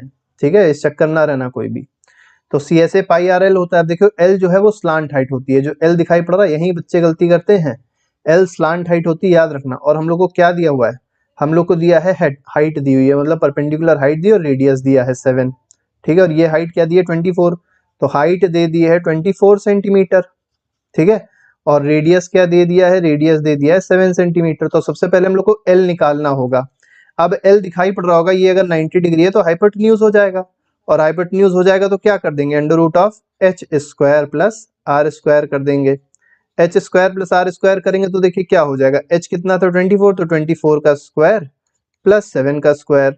अब इतना तो बेटा सब लोग कर ही लेना, 24 का स्क्वायर 576, ठीक है, और 7 का स्क्वायर 49, अंडर रूट जोड़ देना 625 हो जाएगा, और अंडर रूट कर लेना 25 सेंटीमीटर हो जाएगा। इसका मतलब ये हुआ कि जो स्लांट हाइट आ रही है कितनी आ रही है, 25 सेंटीमीटर आ गई।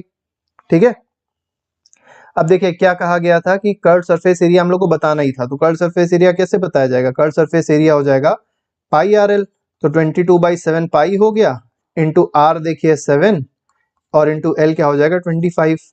इसको सॉल्व कर लो बेटा, 25 इंटू 22 इसका आंसर हो जाएगा, 25 इंटू 22, 25 टू जा क्या होता है 50, 25 टू जा 50, 550 आंसर है इसका, 550 सेंटीमीटर स्क्वायर। तो यहाँ पर अगर आप देखेंगे,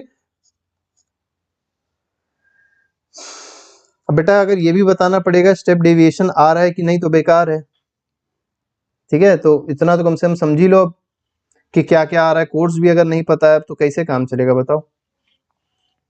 ठीक है, एक और क्वेश्चन को देख लेते हैं, इसको भी देख लेते हैं क्या कहा गया। द डिस्टेंस, थोड़ा सा बड़ा क्वेश्चन पहले, इसके बाद पहले प्रोबेबिलिटी का देख लेते हैं, क्योंकि प्रोबेबिलिटी जो है ये थोड़ा सा आसान क्वेश्चन दिया गया था, इसको पहले देख लेते हैं। तो देखिए कहा गया है probability of happening an event, तो देखिए कोई भी इवेंट हो रही थी उसकी प्रोबेबिलिटी दी गई थी P। ठीक है, तो P है कि प्रोबेबिलिटी है कि वो इवेंट हो रहा है, और नॉन हैपनिंग ऑफ इवेंट, कोई इवेंट नहीं हो रहा है तो उसकी प्रोबेबिलिटी दी गई है Q। अब कहा गया है P और Q में रिलेशन क्या है, जैसे मान लीजिए आपसे कहा जाए कि एक कॉइन है और उसमें कहा गया उसको उछाला गया, हेड आने की प्रोबेबिलिटी क्या होती है 1/2, टेल आने की प्रोबेबिलिटी क्या होती है 1/2। ठीक है, तो ये क्या है, हेड आने की प्रोबेबिलिटी है 1/2, इसका मतलब हेड ना आने की प्रोबेबिलिटी क्या है, वो भी तो 1/2 है। लेकिन कैसे निकाला? अगर मान लीजिए आपको दी गई कि मान लीजिए किसी चीज की प्रोबेबिलिटी आपको दी गई, होने की प्रोबेबिलिटी दी गई है मान लीजिए 1/3, ठीक है, किसी चीज के होने की प्रोबेबिलिटी दे दी गई 1/3, तो आपसे पूछा गया बताओ नॉट पी की प्रोबेबिलिटी क्या होगी, बताओ जरा कोई, नॉट पी की प्रोबेबिलिटी इसमें क्या होगी, जरा बताए कोई। अगर probability of happening an event 1/3 है तो नॉट हैपनिंग एन इवेंट की प्रोबेबिलिटी क्या हो जाएगी?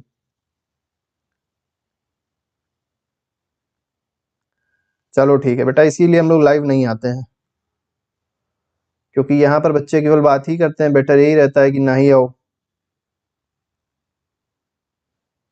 चलो ठीक है, तो बेटा देखो नॉट हैपनिंग प्रोबेबिलिटी क्या होगी, 1 से सब्ट्रैक्ट कर दो 1/3 को, तो क्या हो जाएगी 2/3 हो जाएगी, ठीक है, सिंपल सी प्रोबेबिलिटी होती है। इसका मतलब क्या हो गया, होने की प्रोबेबिलिटी प्लस ना होने की प्रोबेबिलिटी दोनों का सम क्या होता है 1 होता है, तो यहाँ पर जो ए ऑप्शन है वो क्या हो जाएगा, सही हो जाएगा, ठीक है।